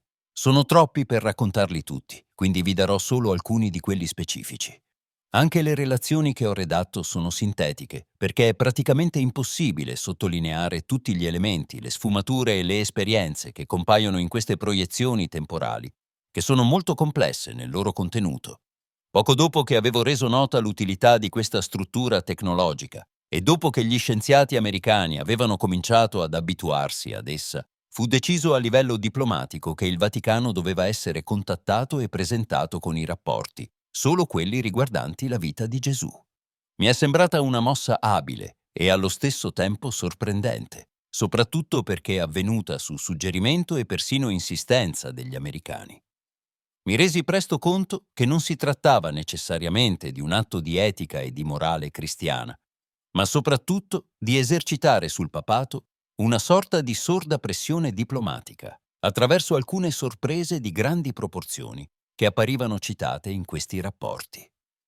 Alcune le condividerò con voi, altre è meglio lasciarle sconosciute per il momento. Naturalmente ci siamo chiesti se il Vaticano avesse potuto ignorare completamente queste informazioni, dal momento che non c'erano praticamente prove concrete, ma solo rapporti scritti. Tuttavia, la parte americana ha fatto notare che in questo caso si sarebbe potuto comunque decidere di ammettere 2 o 3 cardinali come testimoni dell'ordigno e dell'assemblea clandestina nella Bucegi, di cui il Papa era già a conoscenza. Per quanto ne so, ci sono state domande e discussioni delicate sui reali interessi che si celano dietro queste insistenze nel presentare ai vertici papali aspetti sconosciuti del cristianesimo. Ma questo fa già parte delle sottigliezze diplomatiche e politiche in cui noi non ci addentriamo. Voglio entrare adesso. La nostra sorpresa fu che il Vaticano rispose rapidamente, tramite un corriere speciale, che era a conoscenza di tutto questo da molti anni. In seguito, apprendemmo che anche alcuni servizi segreti statunitensi erano a conoscenza della fonte delle rivelazioni, ma che apparentemente l'argomento ha continuato a rimanere avvolto in un relativo mistero nel corso degli anni, anche se ci sono state alcune eco nella stampa. La franchezza del Vaticano è riuscita persino a dare una controreplica un po' ironica all'atteggiamento americano, offrendo di presentare il resoconto riassuntivo della vita di Gesù come fattore di verifica dei rapporti che ho presentato. Diversi rappresentanti furono inviati in Vaticano per i colloqui. Da parte nostra furono delegati il generale Obadea e uno degli scienziati che compongono la commissione speciale d'inchiesta sul complesso sotterraneo di Bucegi. Al suo ritorno, il generale mi testimoniò, stupito, di aver effettivamente visto la registrazione degli aspetti più importanti della vita e della missione spirituale di Gesù e che erano identici, nelle ipostasi comuni che presentavano, ai miei resoconti. Naturalmente, né quelle registrazioni né io stesso potevamo coprire l'intera vita del Salvatore. Per esempio, mi sono concentrato in particolare sull'ultima parte, quella della sua vera e propria missione spirituale, che, tuttavia, durò un po' più dei 3 anni indicati negli scritti cristiani. In realtà durò 3 anni e mezzo, quasi 4. Ma il Vaticano disponeva di documenti sulla vita di Gesù a partire dall'infanzia e persino dall'adolescenza e dalla giovinezza, anni di cui apparentemente non si sa nulla di ciò che fece. Queste però sono questioni correlate che non voglio approfondire ora, ma è certo che il Vaticano possiede anche un vero e proprio tesoro di informazioni esoteriche che per ovvie ragioni non vuole rendere pubbliche. Qui Cesare si fermò per qualche istante per prendere 2 bevande rinvigorenti dalle nostre riserve alimentari. Io rimasi in silenzio, riflettendo sulla miriade di implicazioni che la conoscenza effettiva di questi argomenti avrebbe potuto avere nel mondo moderno. Io stesso rimasi completamente sbalordito da ciò che Cesare mi stava dicendo e mi resi conto che, in realtà, fino a quel momento avevo vissuto in una ragnatela di disinformazione e distorsione della verità. Ma questa è solo una piccola parte delle informazioni totali che ho accumulato nel corso delle mie proiezioni temporali attraverso la storia di questo pianeta. Sareste davvero scossi nel conoscere la realtà delle trasformazioni che hanno avuto luogo nel corso del tempo. Ma ne ho guardato una buona parte nella screening room 2 anni fa, ho detto perplesso. Potreste trovarvi di fronte a grandi sorprese. Intendo dire una particolareggiatura dei cliché akashici. Le immagini olografiche della sala di proiezione ci presentano, come è naturale, una panoramica della storia della Terra e dell'uomo. Avete visto, ad esempio, le trasformazioni geologiche che hanno avuto luogo sul pianeta e soprattutto da dove veniamo noi, esseri umani intelligenti. Ma ora mi riferisco a periodi storici precisi, a momenti drammatici dell'evoluzione umana, a successioni dinastiche, a enigmi che hanno gettato nella nebbia molte realtà storiche. In pratica, è un campo quasi inesauribile.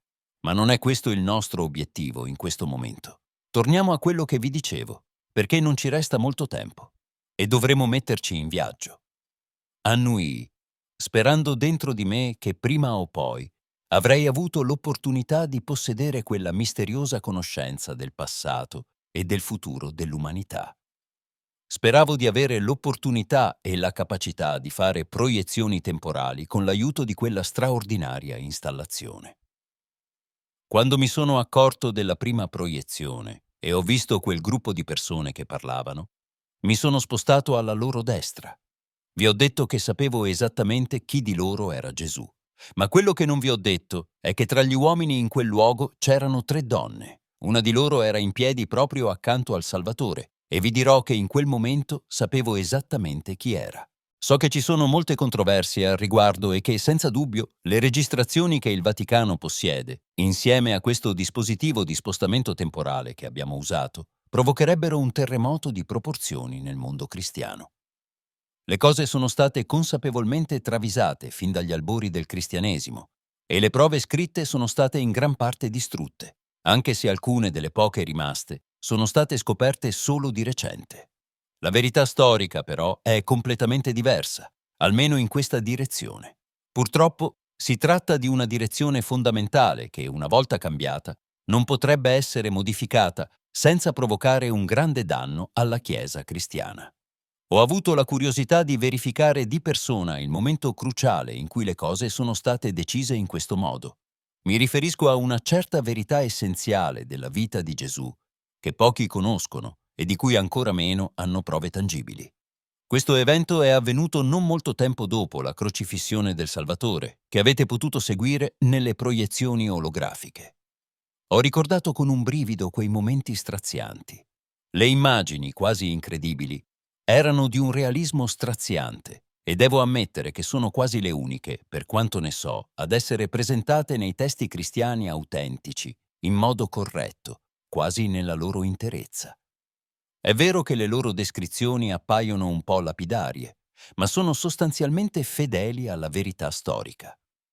Ho notato anche alcune inavvertenze, così come alcune omissioni, ma le considero relativamente poco importanti rispetto all'elemento principale, che era la crocifissione di Gesù.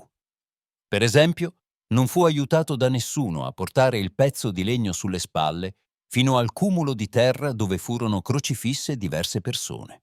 Ci fu tuttavia un tentativo da parte di una donna e di un uomo che a un certo punto vollero aiutare il Salvatore proprio ai piedi del pendio, ma furono brutalmente respinti. Anche sulla strada della supplica inizialmente non c'erano molte persone, ma è vero che cercavano di linciare il Salvatore, e qui l'intervento dei soldati romani fu salutare. Tuttavia, fu solo quando uno dei soldati fu quasi ucciso da una pietra che lo colpì alla testa che iniziò la follia del popolo. Ci fu un fuggi-fuggi e l'avanzata si arrestò. La situazione era diventata improvvisamente molto tesa e, come mi ha riferito Cesare descrivendo i momenti al Tempio di Gerusalemme, vidi come su entrambi i lati della strada molte persone si stavano radunando molto rapidamente. In pochi minuti ci fu un'indescrivibile agitazione. C'era molta polvere e poi le immagini mostravano il Salvatore caduto in ginocchio, a testa bassa, sopraffatto dal peso del legno sulle spalle. Poi arrivarono altri soldati a cavallo e ristabilirono una parvenza di ordine. Un'ondata di rabbia quasi inspiegabile attraversò la folla. Quelli su entrambi i lati della strada scagliavano pietre e molti altri oggetti contro Gesù e i soldati. Molte persone furono poi picchiate e ferite. Solo dopo la crocifissione vera e propria, che non ho visto sulla pellicola, le cose sembravano calmarsi un po'. La proiezione olografica sintetizzava solo il corpo del Salvatore, che era già stato crocifisso, e poi insisteva soprattutto sull'intervallo di circa mezz'ora dopo, forse anche un po' di più, perché ho notato che era già buio. Questa però è una parte molto nascosta di quei tempi, perché per quanto ne so, non esiste un resoconto, almeno approssimativo, degli eventi che seguirono. In generale, i testi hanno descritto solo elementi di fatto, personaggi, molti dei quali non coincidono esattamente con quelli citati nei Vangeli, ma non altri fenomeni estremamente importanti accaduti in quel breve lasso di tempo. In seguito, sono arrivato all'unica conclusione valida, ovvero che sono stati rimossi dalla memoria collettiva e quindi dai resoconti scritti, perché non avevano alcuna corrispondenza con tutto ciò che si conosceva e perché sconvolgevano talmente tanto le persone che preferivano dimenticare quegli eventi stupefacenti. Ma io ho visto chiaramente tutto quello che è successo in immagini olografiche di straordinario realismo. E devo ammettere che ciò che accadde in quei momenti aveva un aspetto spaventoso, che avrebbe scosso le fondamenta stesse anche delle concezioni e delle conoscenze della società odierna. Inizialmente, dopo aver visto le immagini, mi era stato proibito di scriverne. Durante la proiezione, Cesare mi ha detto esattamente cosa dovevo presentare nel libro e cosa no. All'epoca c'erano questioni delicate, sia politiche che ideologiche e religiose. Le condizioni non erano favorevoli a certe rivelazioni, perché l'intera situazione si stava rivelando instabile a livello diplomatico tra Stati Uniti e Romania. Ora, però, ci sono nuove premesse che rendono possibili alcune rivelazioni del cosiddetto fondo segreto. Anche se per molti possono sembrare al limite dell'assurdo, essendo percepite come irreali, personalmente ho avuto modo di vedere quelle sorprendenti immagini olografiche che hanno lasciato perplesso anche me. Le immagini erano molto cariche di emozioni, essendo molto chiare, aumentavano la drammaticità della situazione e la capacità di empatizzare con essa. Le proiezioni raffiguravano il momento del tramonto, poco dopo la deposizione di Gesù dalla croce. Poi è successo qualcosa di quasi magico. Abbiamo visto le nuvole molto scure radunarsi rapidamente nel cielo e sopra la collina, scendendo molto in basso, a poche decine di metri sopra le teste delle persone che erano ancora lì. Vedevo anche i lampi minacciosi che attraversavano quelle nuvole viola, creando immagini apocalittiche, e vedevo i volti terrorizzati delle persone che urlavano di paura, ma che non riuscivano a lasciare la cresta della collina, pur tentando disperatamente di farlo. Sembrava che stessero girando in tondo gli uni e gli altri, senza rendersi conto di ciò che stava accadendo. Nelle altre parti del cielo, benché anche lì ci fossero nubi minacciose di tempesta, striate di lampi, tuttavia erano a un'altezza maggiore. Poi vidi i segni di un terribile terremoto e capii perché quegli esseri umani stavano fuggendo senza meta, in preda a un terribile panico. Alcune croci sono crollate a terra con i crocifissi sopra e sul lato opposto c'è stata una frana enorme che ha praticamente strappato la piccola collina per un terzo della sua base, rendendola come un muro dritto. Ho assistito ad alcune sequenze mozzafiato. Nel buio pesto che era calato sulla città e nel disorientamento generale creato dal terremoto, sono apparsi nel cielo due dischi enormi che emergevano lentamente dalle nuvole viola, con una sorta di luci lampeggianti arancioni e blu ai loro bordi. Queste luci sembravano percorrere la circonferenza di questi dischi giganti. Pochi secondi dopo, enormi coni di luce molto intensa si proiettarono a intervalli sulla collina e poi sulla città vicina, illuminando minuziosamente l'area sottostante. Uno dei dischi è rimasto sopra la collina, mentre l'altro si è mosso lentamente verso la città. All'inizio vidi che la gente rimaneva paralizzata a guardare le due apparizioni. Poi cominciarono a urlare, e dall'espressione dei loro volti e dai gesti che facevano coprendosi le orecchie con i palmi delle mani, dedussi che probabilmente i due dischi stavano emettendo suoni terribili, che erano simultanei alla proiezione dei giganteschi coni di luce. Erano davvero immagini da incubo, e mi sono rimaste impresse nella mente. Ci sono innumerevoli ipotesi, ma personalmente non credo che abbiano senso. Ho visto le cose esattamente come sono accadute e non possono essere ignorate in alcun modo. Più tardi, discutendo di questo argomento con Cesare dopo il nostro ritorno dalla spedizione, mi rivelò che aveva avuto modo di convincersi in diverse occasioni, nelle proiezioni temporali che aveva fatto, che tali apparizioni nel cielo, soprattutto nell'antichità, erano relativamente frequenti. È solo una questione di mentalità e, in fondo, anche di maturità di pensiero e di comprensione della struttura della vita nell'universo, che possiamo assimilare correttamente tali eventi storici. Mi ripresi subito dai ricordi che mi avevano inondato la mente e chiesi a Cesare, pieno di interesse, di dirmi qual era quell'elemento molto segreto della vita di Gesù che non veniva presentato dalla Chiesa cristiana. Ho assistito alla riunione ufficiale di quella che allora poteva essere la leadership della Chiesa cristiana in formazione. Di tutto ciò che accadde in quel concilio, tenutosi per diversi giorni, vale la pena di dire solo che il voto per la visione restrittiva delle donne e persino per la colpevolizzazione delle donne fu abbastanza vicino a quello di chi voleva preservare la tradizione. Si è trattato, come al solito, di un processo di manipolazione. Ho visto quasi nel dettaglio gli anni importanti della missione spirituale di Gesù e posso dirvi che non ha mai predicato sulle donne quello che la Chiesa cristiana sostiene oggi. Al contrario. Notai che Cesare era serio e allo stesso tempo molto determinato in ciò che diceva. Quando vidi per la prima volta Gesù tra i suoi discepoli su quella collina, una delle 3 donne che gli stavano accanto era una donna con una personalità e uno splendore particolare. Era la più giovane e quella con i lineamenti più belli tra loro. Intuitivamente ho capito che si trattava di colei che nei Vangeli appare come Maria Maddalena. E ho anche capito, attraverso i sottili fili delle connessioni causali, che tra lei e il Salvatore c'era un legame molto forte. Mi sono anche reso conto che alcuni dei discepoli non erano del tutto d'accordo con questo legame, perché si sentivano un po' lasciati in secondo piano. Solo 2 di loro non condividevano questa sensazione, che senza dubbio derivava da una percezione egoistica della realtà. Dalle altre proiezioni o akashico ho avuto l'opportunità di rendermi conto che Gesù e Maria. Le Maddalene erano quasi sempre insieme, solo quando il Salvatore parlava alle folle e parlava alla gente in privato, non erano nello stesso posto. La sera, tuttavia, le vedevo spesso ritirarsi in solitudine, solo loro 2. Di solito era la prima a ricevere l'iniziazione da lui, e mi ha stupito vedere che sia i suoi discepoli che molti dei suoi seguaci praticavano alcuni metodi di purificazione e di guarigione del corpo, soprattutto in riva al fiume, dove l'acqua era disponibile. Molte volte ho persino visto Maria Maddalena stessa guidare le persone in questi semplici metodi, e molti venivano da lei per chiedere aiuto quando Gesù era impegnato con gli altri.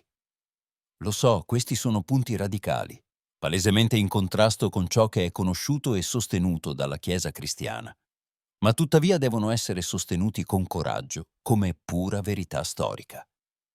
Sebbene fossi costernato nell'ascoltare le parole di Cesare, ero comunque contento che non suscitassero in me alcun tipo di rifiuto. Al contrario, Ho provato persino una sorta di liberazione interiore al pensiero che in questo modo l'anima umana viene rifornita. D'altra parte, ero consapevole che nell'epoca attuale questa verità ha poche possibilità di essere accettata e compresa correttamente. Troppo profondamente sono state scavate nella mente degli uomini le trincee delle minacce, delle punizioni e della dannazione per tutto questo tempo. Tuttavia, la scelta di sé è essenziale, quindi è fondamentale che le cose siano pienamente conosciute. Il retto giudizio, il buon senso spirituale e la fede pura sono, a mio avviso, alcune virtù che possono aiutare molto l'uomo moderno a fare scelte pertinenti e a non farsi frenare dai difficili ostacoli del fanatismo o dell'ottusità concettuale. Mentre mi proiettavo accanto a quel gruppo, Gesù alzò lentamente lo sguardo verso di me. Cesare continuò a dirmi: «Certo, era solo la mia coscienza, ma lui aveva comunque percepito la mia sottile presenza e aveva reagito di conseguenza. Anche se continuava a parlare agli altri, allo stesso tempo sentivo la sua voce nella mia mente, molto chiaramente, che mi diceva che era un bene che io fossi lì e che le mie ulteriori indagini avrebbero creato una complessa catena di causalità successive, che avrebbero aiutato molto coloro che avevano il potere di capire. Anche per me è stata un'esperienza straordinaria, l'unico momento che non ho potuto catturare nelle proiezioni. Il tempo che ho trascorso in quel periodo è stato quello di cambio di faccia. Era lo stesso tipo di blocco temporale che non riuscivo a superare. Cesare tacque improvvisamente. Intuii che, sebbene ci fosse molto altro da raccontare, preferiva non dirmelo ancora. Sapevo che bisognava sempre prendersi un certo tempo perché gli elementi della storia affondassero. Inoltre, l'ora della partenza si avvicinava e noi non avevamo ancora riposato. Eravamo stanchi, ma nonostante ciò avrei voluto provare anch'io la sensazione di viaggiare nel tempo, per entrare in contatto con la misteriosa installazione. Vidi Cesare sorridere leggermente. Le ho detto che le avrei offerto questa esperienza molto speciale. Tuttavia, nelle sue condizioni attuali, potrebbe non farcela. Vediamo, dipende da lei, ha aggiunto, invitandomi a sedermi sulla piattaforma del cilindro. Un passo nel tempo. Mi alzai in piedi eccitato e mi diressi verso il cilindro. Stranamente, ora che sapevo cosa stavo per fare, i miei movimenti erano rallentati e il cuore mi batteva a 1000 nel petto. Non riuscivo nemmeno a parlare. Mi sentivo stringere i denti e una pesante nube di energia sembrava aleggiare intorno alla mia testa. Mi sedetti a fatica sulla stretta piattaforma e Caesar si avvicinò a me per aggiustare la fascia di metallo incrostata di cristalli sulla mia fronte. Si rese conto fin troppo bene che ero molto nervoso e anche un po' spaventato, ma non disse nulla. Cercavo di controllare e regolare la mia respirazione, concentrandomi sui respiri inspirati ed espirati e immaginando che entrassero e uscissero dal mio corpo lungo la spina dorsale, attraverso la corona della testa. Nella stanza c'era un silenzio mortale e si sentiva solo il mio respiro, prima relativamente agitato, poi sempre più tranquillo. Mi congratulai con me stesso per aver iniziato a praticare le tecniche tibetane sulla pergamena che avevo in mano. La dea Machandi me l'ha data. In quei momenti hanno dimostrato la loro utilità. Accorgendosi che mi ero rilassata, Cesar avvicinò lentamente la fascia metallica alla fronte, regolandola all'altezza della mia testa. Ero appena arrivato a pensare che fosse come un diadema, quando all'improvviso sentii chiaramente tutto il mio corpo avvolto da un'ondata di energia molto piacevole ma intensa. Ho avuto la netta sensazione che la luce circostante si stesse affievolendo e che i contorni delle cose stessero diventando un po' nebulosi. Il centro della mia fronte cominciò a diventare sempre più caldo, mentre la gola si gonfiava, impedendomi di respirare. All'improvviso sudai e cominciai a tremare per lo sforzo che stavo facendo per resistere. Caesar mi tolse la fascia metallica dalla testa. L'afflusso di energia sottile potrebbe essere troppo forte per voi, ha giustificato. Dovete calmarvi. Non dissi nulla, ma già prima di togliermi il diadema dalla testa, sentii una sorta di sollievo, un flusso di energia più normale. Per questo motivo Dopo qualche minuto, durante il quale mi ero completamente ripresa, chiesi a Cesare di riprendere l'esperienza.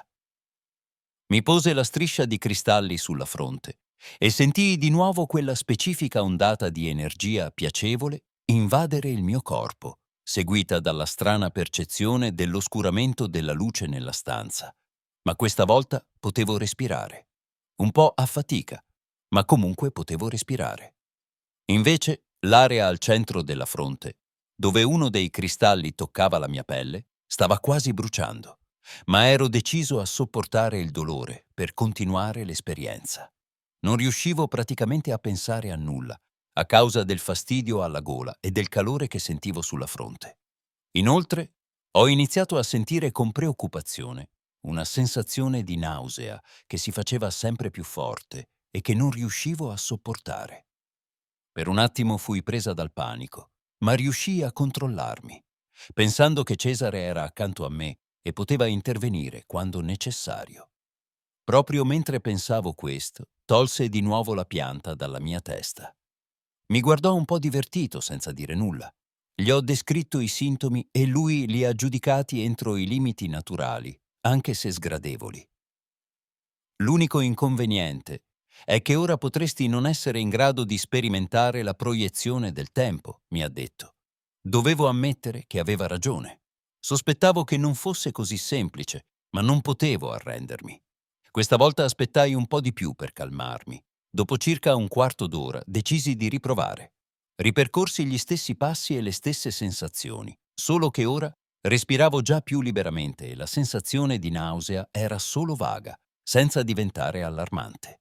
Tuttavia non riuscivo a concentrarmi, preoccupandomi piuttosto di mantenere un relativo stato di equilibrio interiore, nella speranza che quelle spiacevoli sensazioni scomparissero. Dopo qualche minuto di agitazione, tuttavia, decisi fermamente di abbandonarmi all'energia infusa dal cristallo gigante, a prescindere dai rischi. Mi resi conto che se avessi continuato a resistere in questo modo, molto probabilmente non avrei ottenuto alcun risultato. Pertanto, chiusi gli occhi e concentrai tutta l'attenzione di cui ero capace sulla corona della testa. Poi accadde uno strano fenomeno.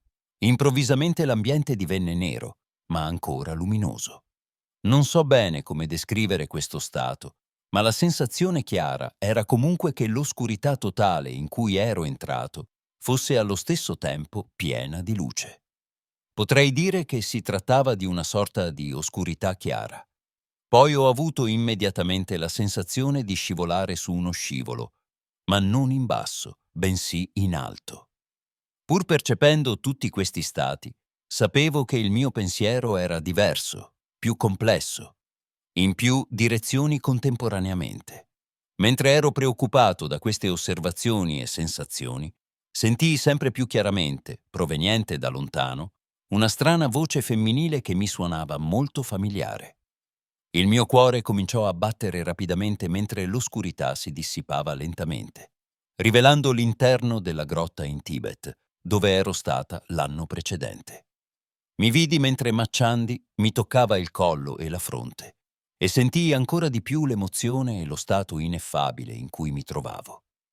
Tuttavia, la mia fronte sembrò prendere fuoco, cosicché la mia attenzione si allontanò, concentrandosi sul luogo del dolore, e poi notai dapprima una fluttuazione nell'immagine, come una specie di fruscio, seguita dalla sua totale scomparsa.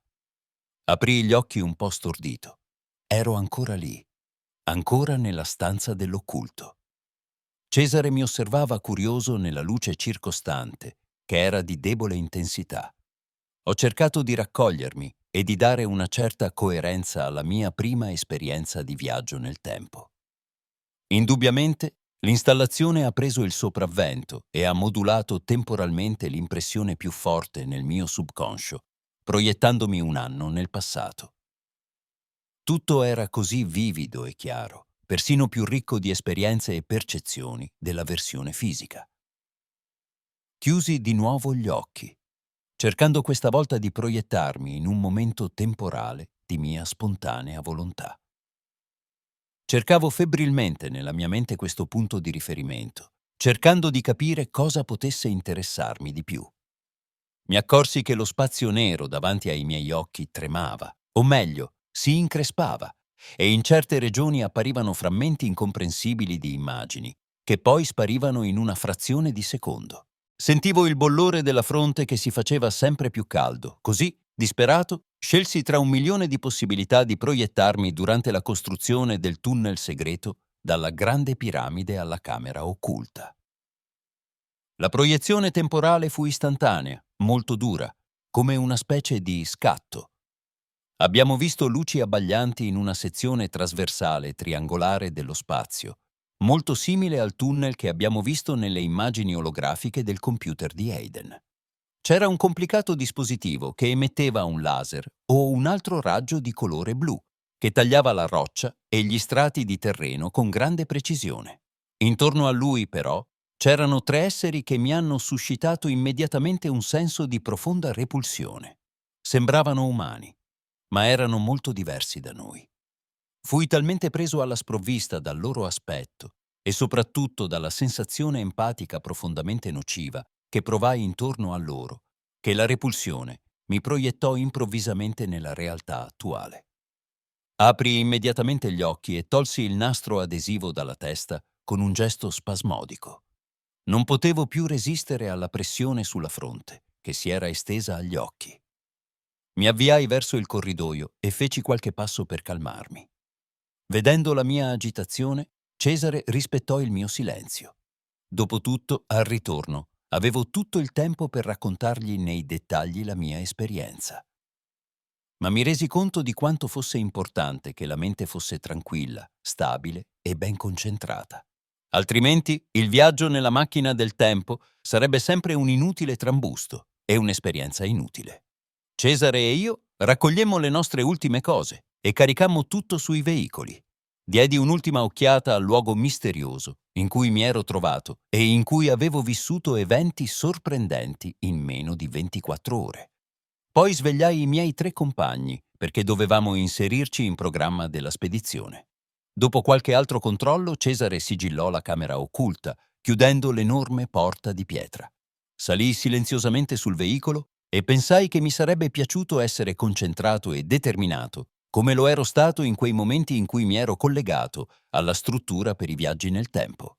Potevo solo sperare che, seguendo questo nuovo corso della mia vita come dipendente del Dipartimento Zero, avrei avuto in seguito l'opportunità di migliorare le mie capacità e di fare proiezioni temporali molto più efficaci. Caesar controlla i collegamenti video e audio tra i 3 veicoli. Poi, come al solito, mi guarda e mi chiede con gli occhi se è tutto a posto. Faccio un cenno affermativo con la testa. Il veicolo si è immerso a velocità sostenuta nello spazio nebbioso del tunnel illuminato dall'indaco, mentre io rivolgevo i miei pensieri al misterioso cristallo di rubino della camera occulta. Sentivo che in un futuro non troppo lontano l'avrei rivisto. Fine terzo libro. Se questo video ti ha incuriosito e ti ha fatto riflettere, lascia un like per supportare il canale. Non dimenticare di iscriverti e attivare la campanella per rimanere aggiornato su tutti i nuovi contenuti. Ogni capitolo ti porterà sempre più in profondità nei misteri nascosti, quindi non perderti nessun dettaglio. Grazie per il tuo supporto e per far parte di questa avventura.